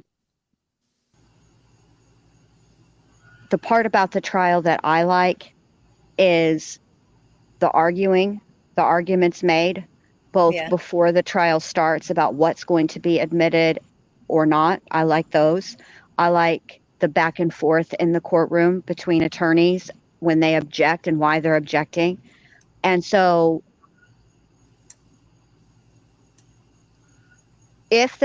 let me put a caveat to that. I do believe that part of the reason we have the laws we do in the United States is it's a checks and balance system. The reason we're allowed to attend trials is so that we're overseeing and make sure, there isn't an injustice done, right? I suppose if there was a situation where I believed the person who was convicted of the crime was actually innocent of the crime, I would probably get my hands on anything and everything that I could and look at it myself, right? And then decide from there if I would put something out or not. I think that's my answer. I think it just depends. I think that's a good answer because I want to see the things too. What about you guys? Because I know you got, it's tough because I want to see it, but there's a difference between seeing it and spreading it too, you know? Mm-hmm. Melissa? Melissa's like hidden down here under the comment, FYI. So let me move this. Sorry, Melissa. Rena's checking you. I'm here. I'm just absorbing because, to be honest, like, I may have done that, like, as far as if I had access to it before talking to any of you guys and hearing these perspectives, I probably would have played the interview without thinking of it in these perspectives, not thinking of it in any other way other than wanting to understand and getting all the information. But so I'm just absorbing it because you're all making great points. And I think it's important to see these perspectives so I can handle it better moving forward. Melissa Jade, which interview would you play? Lena's, or would you have played Landon's? I definitely would want to see all, but I think I wouldn't think twice as far as playing Landon's initially, because I agree. We heard Al, you know, all of the phone calls. So I wouldn't see a clear distinction between, well, you know, which ones are acceptable, which ones aren't acceptable. And now I'm hearing your guys' perspectives, and that makes sense. But if I didn't hear anything, I don't think I would have made that distinction on my own. Just being honest. Yeah, I would have done the same thing. I would play Landon's, and I probably would not play Lena's. Yeah. And difficult research, I appreciate you sharing stuff like that, and not charging. That's different in my opinion. And also Crime Curious, if you guys, you know, she has an awesome website with so many excellent resources, facts, you know, and that's different. I think that that's important to do because the facts usually balance out the misinformation. But that is so interesting. You guys would have played it anyways. Like, I don't know, you know, maybe it's because I really like Landon and I've talked to her, you know, personally somewhat, but not just that. I just like you listen to her speak and you can feel her emotions, and you can, like, I don't know. Because someone put in the chat, would you play Dawn and Candace's interviews? And my first thought was, yeah. But then again, how are they different than Landon? They're not. Right. They've not been charged with a crime. Well, I think these are excellent points to make, but it's the struggles of covering a case that is in such national spotlight that it becomes really blurry as far as, well, this is really intimate stuff, which, you know, we would know on a normal level, right? But when it's already such out there, at least for me personally, it's like, I wouldn't know, well, is this no longer appropriate? Is this not, like, this is out, but this can't be out. Like, I wouldn't understand which one would be okay and which one wouldn't, so just. Interesting. Jamie says, I don't see a problem with playing Landon's because she's an adult. I like her perspective is important. We didn't see that at trial. Well, I think a big part for me would be what it contained. You know, if it was emotional breakdown or something like that, some kind of private information, versus if it was just a regular interview, if it was on that very next day, I don't know. I think that that's part of it too. Mm-hmm. I Absolutely. appreciate you being honest though, because I love that. I think it's important to be able to have this kind of honest conversation. I know every single one of you guys up here truly care, and you don't want to hurt anybody intentionally. So I think, it makes for a good conversation. All right, let me play this real quick.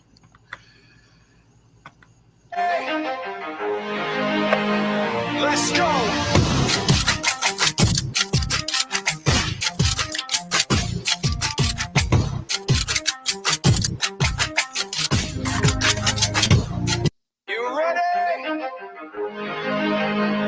Let's go. So I thought this was interesting because she says, my feelings are not up for debate. How many times do we see a child go missing and people start, she's not crying enough, or Heidi Broussard, everyone on YouTube. I didn't have a channel yet, but I was watching. But many of the channels were blaming Shane, her fiance. He looks like Chris Watts. He's acting like Chris Watts. But it wasn't him, and people were debating if his feelings were real. So I thought it was really interesting to see that in here, but let me see. There was a couple other ones too that were kind of interesting. Hold on. Yeah, not everybody reacts to trauma the same way. Yeah, that is true.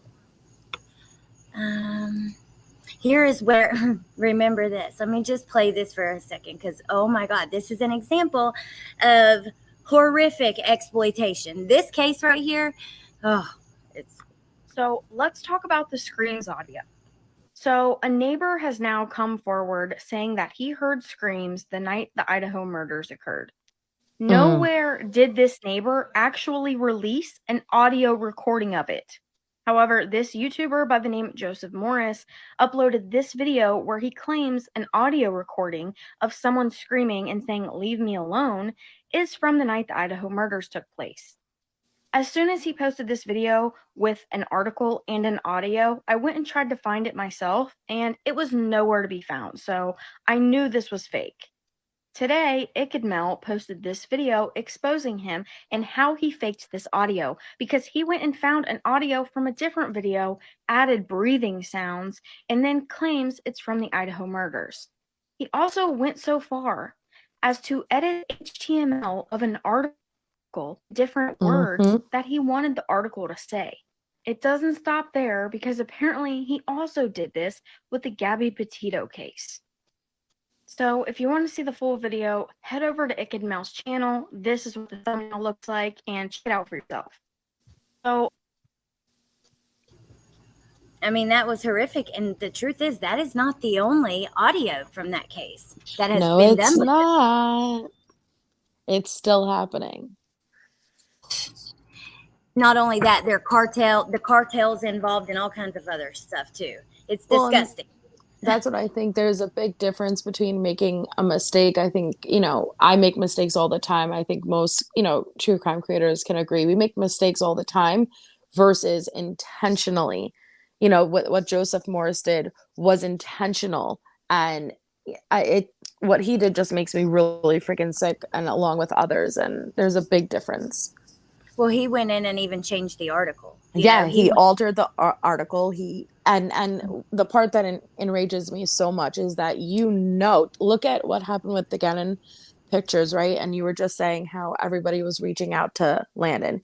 Do you not think that there's a million people who are going to send that to the victims' families? And even for a moment that they had to listen to that, no, they already know that partial of the murders were caught on audio, but I don't think that they wouldn't want to hear that. But do you think if they were given that they wouldn't feel like they had to listen? And to mess with them like that is disgusting. That is the most disrespectful thing you could do. And it's people like that who give the true crime community a bad name. I completely agree. And they would get sent it, because when I talked to Bianca Devin's mom, she said, I would love to go back and watch that video and talk to myself and then talk about the case again. But she said that people would send that to her, Yes. Or she would just be online looking up maybe something about her dad or something, whatever. And she would stumble across it. That is horrible. There was a girl who got into a really bad accident. So it wasn't like a true crime case, but she had gotten into a really bad accident, and somebody on the scene had taken very vivid photos. And this family went so far out of their way they were everywhere, to not look at them. And someone ended up creating some type of email to where it was very nonchalant. And as soon as they clicked in, all of the photos came up. And that is how sick people are, and that it just, I can't imagine. Well, I think that part of the issue is there are certain people that care more about being first than being right. Correct. And for me, I would rather be last and right than first and an asshole. Oh yeah, absolutely, 100%. I just want to read this. Truth Teller says, it's been 14 years for me, and I can tell you this has resurfaced everything for me. I can only imagine how they feel for something that is still very raw for them. Pisses me right off. I love you so much, you know that, but I appreciate you and your perspective a ton with this, because it's just you keep, for me, you help me keep in perspective things that maybe I wouldn't realize naturally just because I haven't been through that. And yeah, I'm so sorry that this has resurfaced everything for you and anybody else who's lost someone. That is what makes me angry about this stuff. That's not fair. That's not right. And imagine what it's done to them. You know, I don't know. Okay, let me see. I think there was like one more. There was a couple I found that were. Oh, this is about Idaho. Look at this. True crime girls scare me. This is literally creepy. So this creator is like, my boss told me I can't have the time off to go to the case, but I'm to go to court, but I'm going anyways. And the comments are, we are the main detectives on the case. And the creator says, pulls up another seat at the table. Like, oh my God, no, Yeah. no. Yeah, it's concerning.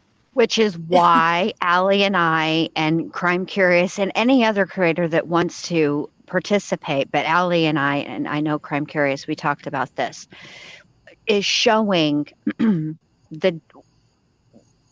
what happens between a probable cause and the actual trial. All the different, you have when the Idaho 4 arrest affidavit or probable cause affidavit came out for Brian Kohberger. There's that one line, everybody knows what I'm talking about, with, the surviving roommate, right? Mm-hmm. And that is a part of her interview, right? It's not her interview in its entirety, and we really don't have any context to that one little part. But there's only a couple of words and happened. quotes. Mm-hmm. Right. Look what happened. Yep. With that. Yep. You have to be careful when you're reporting on this stuff, because I can't reiterate this enough. A probable cause affidavit is only the evidence that they feel is enough to secure an arrest warrant. Yes. That's it. It's not even half of the evidence they have. We have no idea what they have. Mm-hmm. Thank you. The only people who know is law enforcement. Yep. And the defense now. Well, these people watching need to realize that just because they don't see doesn't mean they don't have any evidence on Brian. They don't know. You guys, we don't have a clue. Period. Well, I think it circles back around to that supply and demand Jen was saying about earlier, because I don't think a majority of these creators necessarily believe that conspiracy, that doubt. Like some, yes, you could tell the difference versus there is a demand for a big conspiracy. I want to see that opposition. And so creators supply that because their channels grow massively and they're getting exactly what they want, even if it turns out not to be credible. Even with Joseph Morris, the day that he got caught, like I think it was the day that Iked put out and debunked what he did. If you look through the I saw screen recordings. If you look through the comment section, there were so many people, oh, you'll just do better next time. We got you. No big deal. And it was like, do better next time. This wasn't a mistake. Like and that's what I think. He manufactured something. Yes, that's different than saying, like the time that I was saying something happened near San Francisco and it really was more like closer to San Diego, or the other way around, whatever it was. That's a mistake. Yes. I can do better the next time. Well, there's a demand on Dylan too. There is a huge demand for that. People love to do that. We don't know. Look, there's a reason that they are not in jail or in trouble for anything. We don't have a clue what happens. Yep. We have to wait and see. And not only that, one thing I don't want to forget to say, one other of my regrets is the hoodie guy stuff, because I was, after Steve Gonsalves got on here and he started making comments about this guy's went to Africa and all of this, I really fell into that. I fully believed that it could be him. I definitely said that in my content. This is a young man who's 21 years old or something, getting ready to start his life, had nothing to do with this. They've pulled pictures off his Facebook of him killing a deer. They're showing video, blaming him. And I also believed it. And it taught me a lesson, like even with the Gonsalves family, they are also consuming the media that we are. So he was repeating this Africa story, and it was just BS. Again, everybody remembers the accusation. Nobody remembers the retraction. Nobody's paying attention to that, and the damage is already done. Well, and so just recently, I had found a picture of Bethany on Instagram, and it was of her recently at a baseball game. And I had just said something, I'd shared it on Twitter. It was something along the lines of like, I'm glad that during all of this, she still has the ability to find happiness, or something along those lines, happiness during these hard times. And it picked up traction, mostly because she who shall not be named quote tweeted it. But the point of that, though, is that the comment section were horrendous about, don't you dare call these two girls a victim. Don't you dare do this. Like, they left it out of the PCA for a reason, because they're not going to tell you that they're the ones who did it. But like, it was just like, it's very much like we know nothing. And going back to the aspect of like the police know everything, the prosecution, whatever, they have all this information. And the only thing that I go back to is for that probable cause hearing, or the preliminary hearing, the prosecution had requested 6 full days for the preliminary hearing to lay out their evidence. They were given 4 before the grand jury. So there was enough information that the prosecution wanted 4 full days, technically 6, but only got 4, of the evidence that they actually have in this. And so we, I think, are only getting maybe a percentage of what is actually out there, and everyone is making their overall decisions about this case based on that literal small percentile of what is actually out there, which is just so crazy to me. It is. I'm like, I think is it because new people that aren't really used to true crime have come in and they don't understand that, like, probable cause. That's like Jen said. We've been trying to say it over and over and over again. Probable cause, you have very little burden of proof. With your grand jury or pretrial hearing, then that increases a little bit. It isn't until you get to trial that it's beyond a reasonable doubt, and that's where you hear everything. Like, you can't we don't know what happened yet. And people, I guarantee people are going to be shocked. Melissa taught me like 2 years ago about Occam's razor. Yes. Is that how you say it? Occam's razor. Yeah. And that is the simplest explanation is usually the correct explanation. Yep. Yeah. Well, I'm so glad you guys come up here can you hold on, let me see how much. I cannot believe how much money we raised. Like, I've set the goal at 1,000. I didn't think it was going to hit 1,000. Well, and thank you, Allie, for not only having a panel where you're including all these true crime creators who can communicate their opinions in a very calm, respectful, civil manner, even when we don't necessarily agree with one another, but to turn off your monetization and have a donation link up to raise funds in memory of Gannon. I think that shows your intentions, and thank you for doing that.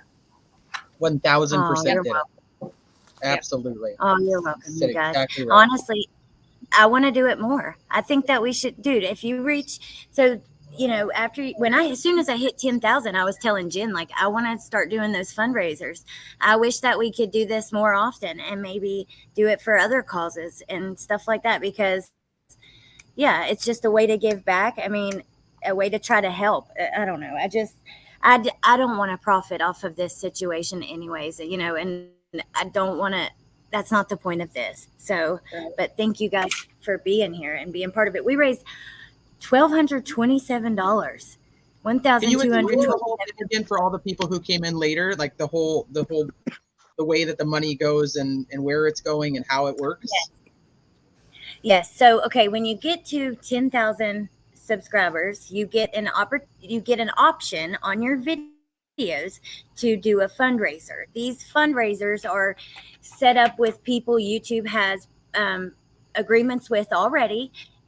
Different nonprofit organizations. There's a list, you can search for them. What I did was I started looking for nonprofits that may be relevant to the situation, and then what was on YouTube. And when I found this one, it's called Children's Trust Inc. They're based in Massachusetts, and their mission is to help prevent and stop child abuse. And they do that in different ways with resources, teaching, just different things. So I thought that would be perfect for this. And there's other ones too. Like we could do, I saw St. Jude's. I don't know. There's several different nonprofits. I think you picked the perfect one. Yeah, you did an excellent job, Allie. You really did. I'm glad we did this. Yeah. Me too. Me too. Thank you guys for being here. And even if I don't always agree with everything everybody on the panel says, I do enjoy the shit out of each and every one of you. I really do. I like all of you as people. We love Jenna, you, Bundy. Do we agree on anything? You know what? It's weird. Me and Teresa, when we first met, almost always agreed on everything. But there has been a couple of, it started with freaking Murdoch. It goes Murdoch, yeah. And it went from there. And she and I will be like, well, what about this? And then, and then I'll say, well, what about this? And then Teresa will say, yeah, but what about this? And I'll be like, yeah, but what about that? Have you guys been getting those Murdoch jump scares now on Twitter? No, I don't get on the Twitters that much. Neither do I. There is a bunch of shirtless photos that he's taken of himself. Oh, yeah. Oh, I did see those, though. I did see. What is he doing, y'all? I don't know, but it's one of those things where I'm just scrolling and I'm like, oh my God, can't they should be putting, I'm like, it's the first time I saw it, I was like, is that Alec Murdaugh? Like, oh, I saw that. What? That poor guy needs a filter so bad. Oh, he is. He's great. See, we're allowed to talk bad about the murders. Right. Well, here's the deal. This is what I suspect is going on. He's probably been given a tablet, right? And he's probably got some little special situation going on because he's aiding in this next litigation that's coming up, the boat trial, right? So he probably but this is how this fool uses it. To take the most unflattering pictures of himself ever. Ugh, yeah, they were definitely not Somebody flattering. needs to get him a shirt. Like, what does he even think he's doing? Like, taking these pictures? Well, at first I thought it was like somebody who was like video chatting with him. Yes. And was taking screenshots. And then I saw the actual list of like the timestamps of when they're taken. And I'm like, put a freaking shirt on. What are you doing? I'm going to have to look at these. Yeah, what you guys are talking about. Have them. I'll put them in that chat. Hold on. Who told you that was a good idea, Alec? Who? Let me just say, though, I want to say, really, thank you guys for being here. I ask people who I respected, love, appreciate. Whoa, Bendy fell off. I really do appreciate you guys being here. I no longer want to talk to any of you. Yeah, bye. He's over us. They've dropped the panel guest links a bunch. If you guys have not subscribed to the people on this panel, they all have amazing channels. So please go do that. And also a couple amazing channels in the chat. So thank you guys all for being here. And yeah, Mallory's got some upcoming stuff happening. Melissa Jade I'm very excited. Tomorrow she has an interview with Brent Kopacka's best friend who's on a mission to stop the misinformation because the rumors and stuff spreading with the Idaho 4 case trying to involve him in the case, it's destroying his memory. And they are devastated. And Melissa's having him on. I am so excited. That is going to be really awesome. Is this the same one that did like the news interviews that was talking about? Well, and it's, to circle back around, it's something I learned, like is, wow, these are real people. And, it's easy to make a conspiracy, but then when you really start to see the impact that it's having on people, I think it's a message people need to hear, and you have to humanize them. And that's something I'm learning too. And so I'm really looking forward to it. And I'm hoping it'll help stop, because at the end of the day, as far as Brent Kopaka is concerned, he's still a Purple Heart vet. And really, I think it should bring focus to our veterans need help, as far as PTSD services, medical, they come home and no resources whatsoever. So if anything, I think it should bring light to that versus let me just accuse him of framing Brian Koberger based on no evidence. It's just, it's sad. Yeah. I hope you got, that's a perfect ending to this. And I hope you guys will watch and talk about it, because that's important. It's a good interview. Yeah. That'll be good. Thank you. Oh, I can't wait to watch that. I saw your live was scheduled, and I already put turn notification on. I love you, Bundy. Thank you. You're welcome. Exactly, Amber. This happens daily with vets. It's not some strange timing thing. And this man's worst moments, I mean, look at how it ended. His mental health was so bad that he was at that point. But you're going to exploit that and attach him to this horrific murder. This man who's he has PTSD from fighting for us. I'll tell you, initially though, when the reports came out that this had happened, it was very widespread. Like, is this the person? Like, did this happen because it was the person? Right. But I think that was quickly quashed, and it was just done. You would think, but then, Came out no, I mean, I know there's people still doing it, but for the majority, I'm just saying, for most of us, they were like, oh, was that the guy? Is that what's happening? Right. And then once it was kind of like, oh, no, that's not it. And everybody just kind of went, okay, let's go back over here and regroup. Yeah, even when so the day that it all occurred, after he was killed, they did come out, because there was a lot of, internet / whatever rumors going on, like, is this the guy? Was this the guy who did it? Blah, blah, blah. To the point where they did release a statement, the police did, and were like, no, he is not believed to be related not involved at all, not connected. Yes. So it is very interesting. Sorry, Melissa, I didn't mean to interrupt you. No, you're good. I probably did too. Sorry. No, I want to hear people's feedback, and I do it all the time. I'm rude as fuck. Sorry. You just did it right now. Just did it. I know. That was the joke. I know. Well, it got a little serious and a little deep, and we need a little levity. I'm good for that. Yeah, you are. Yeah. You guys are all the bomb. You really are. And I look forward to that. I cannot believe how far the Idaho case has spun out. I just think that people are going to be shocked. All these people who have these huge theories about all this crazy stuff, none of it's going to be I went true. from covering it to every day I'm just debunking things. That is all I do is debunk. But you would be so surprised with, and I'm not saying it to be mean, but just how dumb people are, because they will take you at face value, and the information could be so easily debunkable, yet they don't take a second to confirm it. And I think a lot of subscribers just look at creators with this level of expectation that you're going to put out something that's credible. You wouldn't lie to me. And so then they take that information, base their entire opinion off of it, repeat it, go elsewhere. And it's just shocking. Thank you, Shay. And I agree with you. Damn it, I lost my train of thought. I was going to say something else. Carly Russell. You just mentioned Carly Russell, and this was a case that we were talking about earlier, too. Yep. I've been following, I think most of the people on panel have kind of been following it. Right before we came live, I was getting messages that she was found. Yeah, Did okay. anybody, So as of 6 minutes ago, something from Janice Rogers, WBRC, said, I just got confirmation from Angela Harris that Carly Russell is alive. What? More details as I get them. Oh, thank God.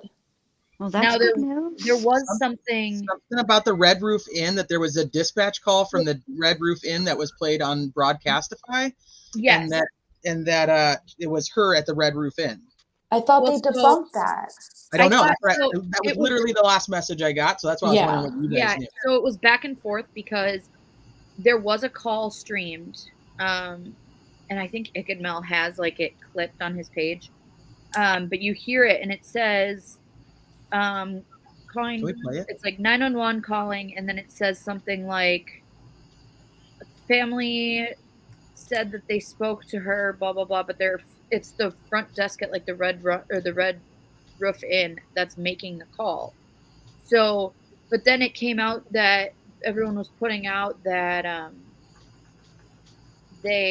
nothing was going on there. The police were telling people that there was no one there. People that were around there physically went there and said there's no police here.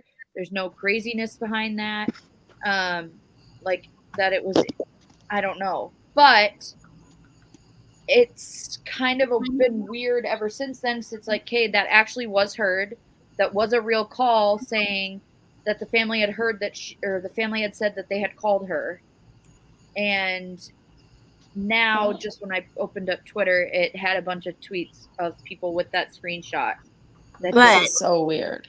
I think until these local days, I news. feel until you hear it from police, who knows? Yep. I'm not until the police put it out or it comes from the court. Because Let me check their page. it was a local news anchor that had wrote the confirmation thing, and it said she was featured on Patrol Live. WBRC reporting she was found alive and taken to the hospital. Jesus, I'm so curious what happened. It's very interesting. But yeah, it seemed like that one was already being everywhere. I saw it. Yeah. Why is it, you guys, that some cases get so much coverage and some cases get none? It's a great question. Like Harry Milligan. When I covered that, that's the least amount of people I've ever had in a live. There was only 18 people. I was just starting, but still, you know, some cases people just don't listen to. It's like it's boring for them or something. Actually, nonsense. I've heard her say that, you know, some of these cases are just boring for these people, and it's disgusting. It's sad.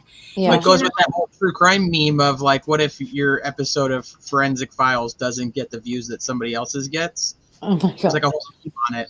Why is that though? Because it's so unfair. Just like the McKenna Riley I was talking about. She's he's missing like out from the Oregon area, but her I mean they're begging for help and attention. I mean, literally begging. I don't understand. I think that there has to be this element of salaciousness to a crime, because human beings are nosy just inherently. And I think with this particular case, I think what captured people is the fact that she made a call to 911, allegedly, right? And reported a toddler in the road or by the road, right? But when police arrive, they found no child, no caller, and a wig. And, and there's footage too. People love footage, yeah. And there's that too. So I think this was like one of those weird. God, Allie. 14 minutes. Oh, you need to tell people before you do some shit like that when nobody was ready. Trigger warning. Goodness. I didn't realize it was in jail. Oh my goodness. It is jail bed. So somebody said 14 minutes ago that he is home. How? Allie, I did send you the article on Messenger. Okay. How? Hold on. Let me open up Facebook. How did those get out? Wait, I'm so confused. How did those get out? A records No, request. when you guys were talking about this earlier, I was like, this is a first. This is the first time that you guys were talking about something that I knew nothing about, but I had zero interest in learning about it. And then I checked the messages and there's all the photos and I was like, and now we know. I'm going to make sure you know. Yeah. Fucking Alec. What are you doing, Alec? Come on, how man. Did this come from a records request? Like they just can get all the. Is this in his tablet or something? If he's in trouble in jail, right? Jail does, or prison, right? It's like a court proceeding in there. So they have to have all the evidence put together, and all you can request jail records, inmate records, and it will tell you their discipline problems. This fool needs to, bruh. Where was his nips though? Can't even blame, and you know what? He blames everything on the opioids, but he's been sober a minute now. So now what is your what's your excuse, Alec, for this bullshittery? Hey, they got drugs in jail too. I'm telling you. I think there's probably as much in there as out here. He looks. Oh yeah, that's true. That's true. Though. Where did his nipples go? That's what I'm saying. I'll tell you where they went. Gravity, and they're like They're over on the sides. Uh-huh. They're in segregation.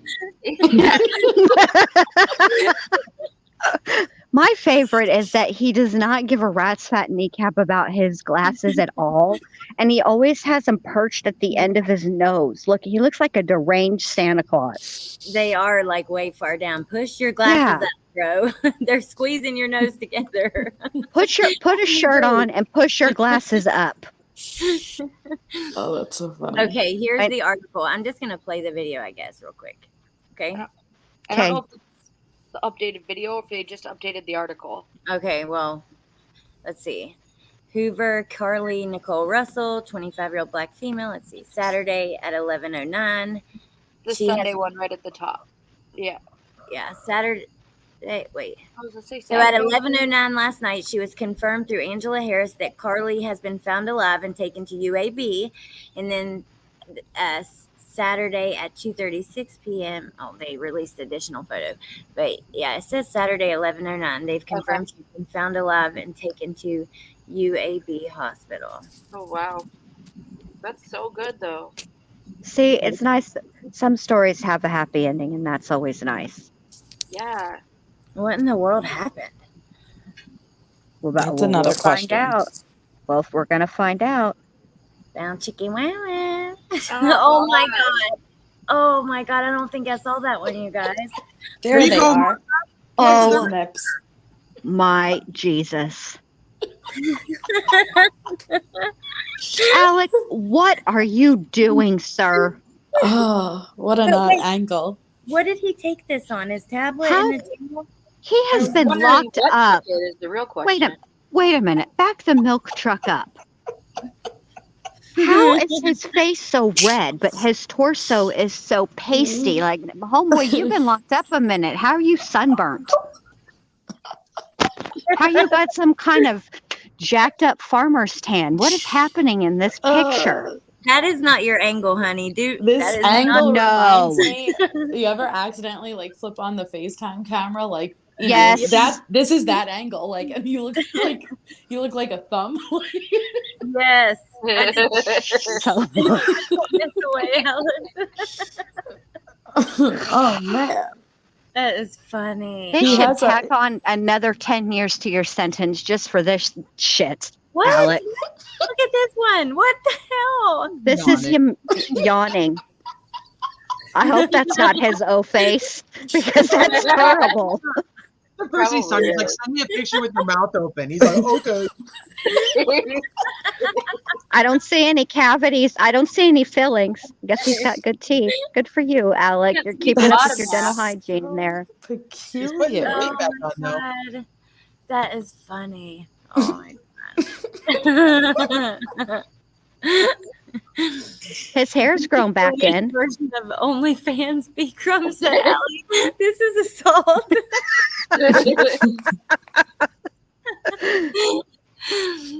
Oh, Alec. No worries.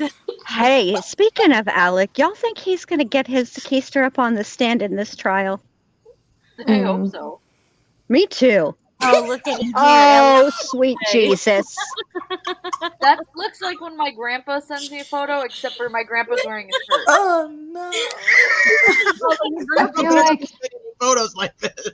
Meanwhile, he's completely shirtless, but he is wearing his prison ID around his neck. Oh my god. And to be I feel clear, like I Letitia. haven't seen Mallory's grandma. Oh, I'm sorry, Crime Curious. I would just think he looks like a grandpa there, not your grandpa. Because I don't. I'm just saying that would be the type where my grandpa accidentally opens the phone, doesn't realize it, and somehow the picture gets to me. You know what I mean? It's like, oh, I didn't even take a picture, and you're like, yeah, the hell you did. Yeah. Like, what is he doing? Is he having a fashion show? Is he showing people how he can accessorize in the clink? What were you going to say, Crime Curious Twin? I'm sorry. Oh, okay, but you got to go back to the one where his mouth is open. Okay. That's gonna be a meme. Somebody's making that into a meme somewhere. Oh yeah. Oh, I might play around with it a little bit. What is that in the top right though? Like a cone? Let's see. Like a Okay, I feel like with this I don't know one. if we want to know the answer to that. It looks like a lotion tube. Don't say that. I think I'm done. I think I quit. Just say it. I'm curious. What? Say it again. Okay, so Letitia's out there Googling "find me an immigrant who wants to go to jail," and Alec was like, "Where's Gary Busey? I need him for a favor." Oh my So god. Gary Busey's doing time for Alec Murdaugh right now. Yeah, I can see that. Me too. 100%. Yes, I'll change the chat. Let's see. It looks literally like a Bath and Body Works body cream, and you're only seeing the side of it. It does. It does. Wait, Like- the red cone? Yeah. Yes, like it's turned to the side. Like here's the lid. Yeah. Yeah, right the here. lid is the gold thing on the bottom, and then the rest. And like if he were to turn it, it would be like a rectangle, but then come to the close at the end, like the ones where if you drop them on your toe. That looks like a really big one then. Looks like a gnome's hat to me. Well, Why are you taking a picture doing this? I don't understand doing any of this. What are you doing? Who are you sending this to? Well, you know he was forever on his phone, so don't be trying to play like you don't know about technology, Alec. Because we know you do. Poor Buster. This was No wonder not Buster doesn't want to talk to him on the phone. Buster. I would change my name if I were you. And when he calls you, I'd be like, "New phone, who dis?" I'm getting on a ferry. I can't talk to you. I wouldn't take his calls. No way. Look at this. And then this joker. Yeah. This one. Oh, I cannot believe Difficult Research loves the Melanie Gibbros. That is so funny. I love that so much. Me too. That is so awesome. Oh, Melanie Fib. All right, I gotta hop off. I'm sorry, you guys. I have to go make sure a little person goes to bed. Okay. Let's go. Anyways, we've been on here almost 3 hours. I can't believe that we raised. Hold on, let me see. $1,247. That's freaking awesome. Also, the fundraiser stays open like indefinitely. You can change it to have a close date or indefinitely. So I just left it open. Good. More family. I'm proud members of us. We Carly's. did good. Yeah, Yes. more family members of Carly's are now posting on Facebooks, on their personal Facebook, saying she's home, y'all. Thank you, Jesus. We've got her. We've got her. She's been found safe. Details soon. Wow. Thank you for the updates, Mallory. Yes. I've been, oh my gosh, since she went missing, my Twitter has literally just been her. It's a peculiar one. Right. Well, and then you hear about all the other stuff that's been happening in that area of supposedly a little person dressing up as a kid walking. I didn't hear that. I was thinking. I heard people saying that, but I didn't know that was actually a thing. Yeah, it was actually happening. There's also a lady who was pushing a stroller on the side of the road at night. There's actual photos of that one for someone else. And so I think it'll be very interesting to see if it actually was one of those types of things that was utilized. Yeah. But yeah, it's crazy. I hope that we do get to at least hear what happened. Right. Yeah.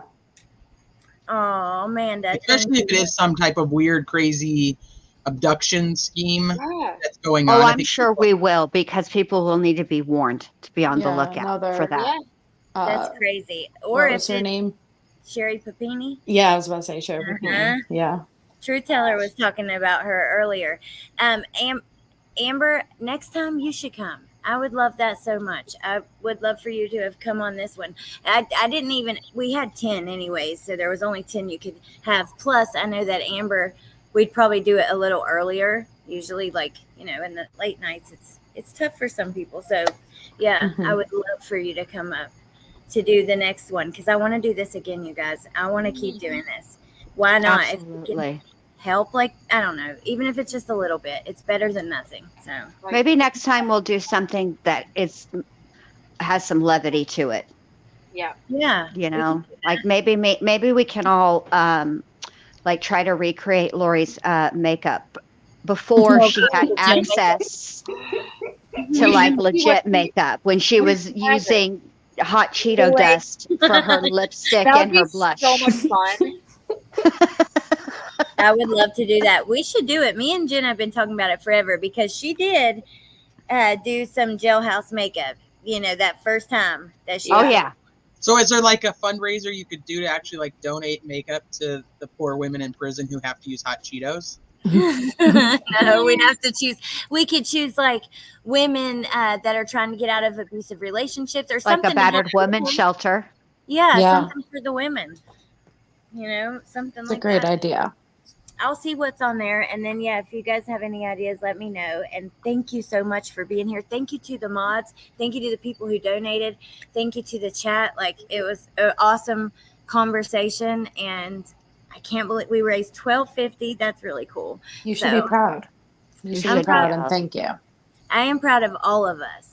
Like, I can't do it without you guys in the chat too. You know what I mean? It takes us all. So yeah, I love you guys and appreciate you. And thank you for being here. Thank you all Thank so you much. for having us. Thanks for having us. All right. Well, you guys don't forget to subscribe to their channels. All of them have really great channels. And I will see you guys soon. Bye. Have a great night. Bye. Bye.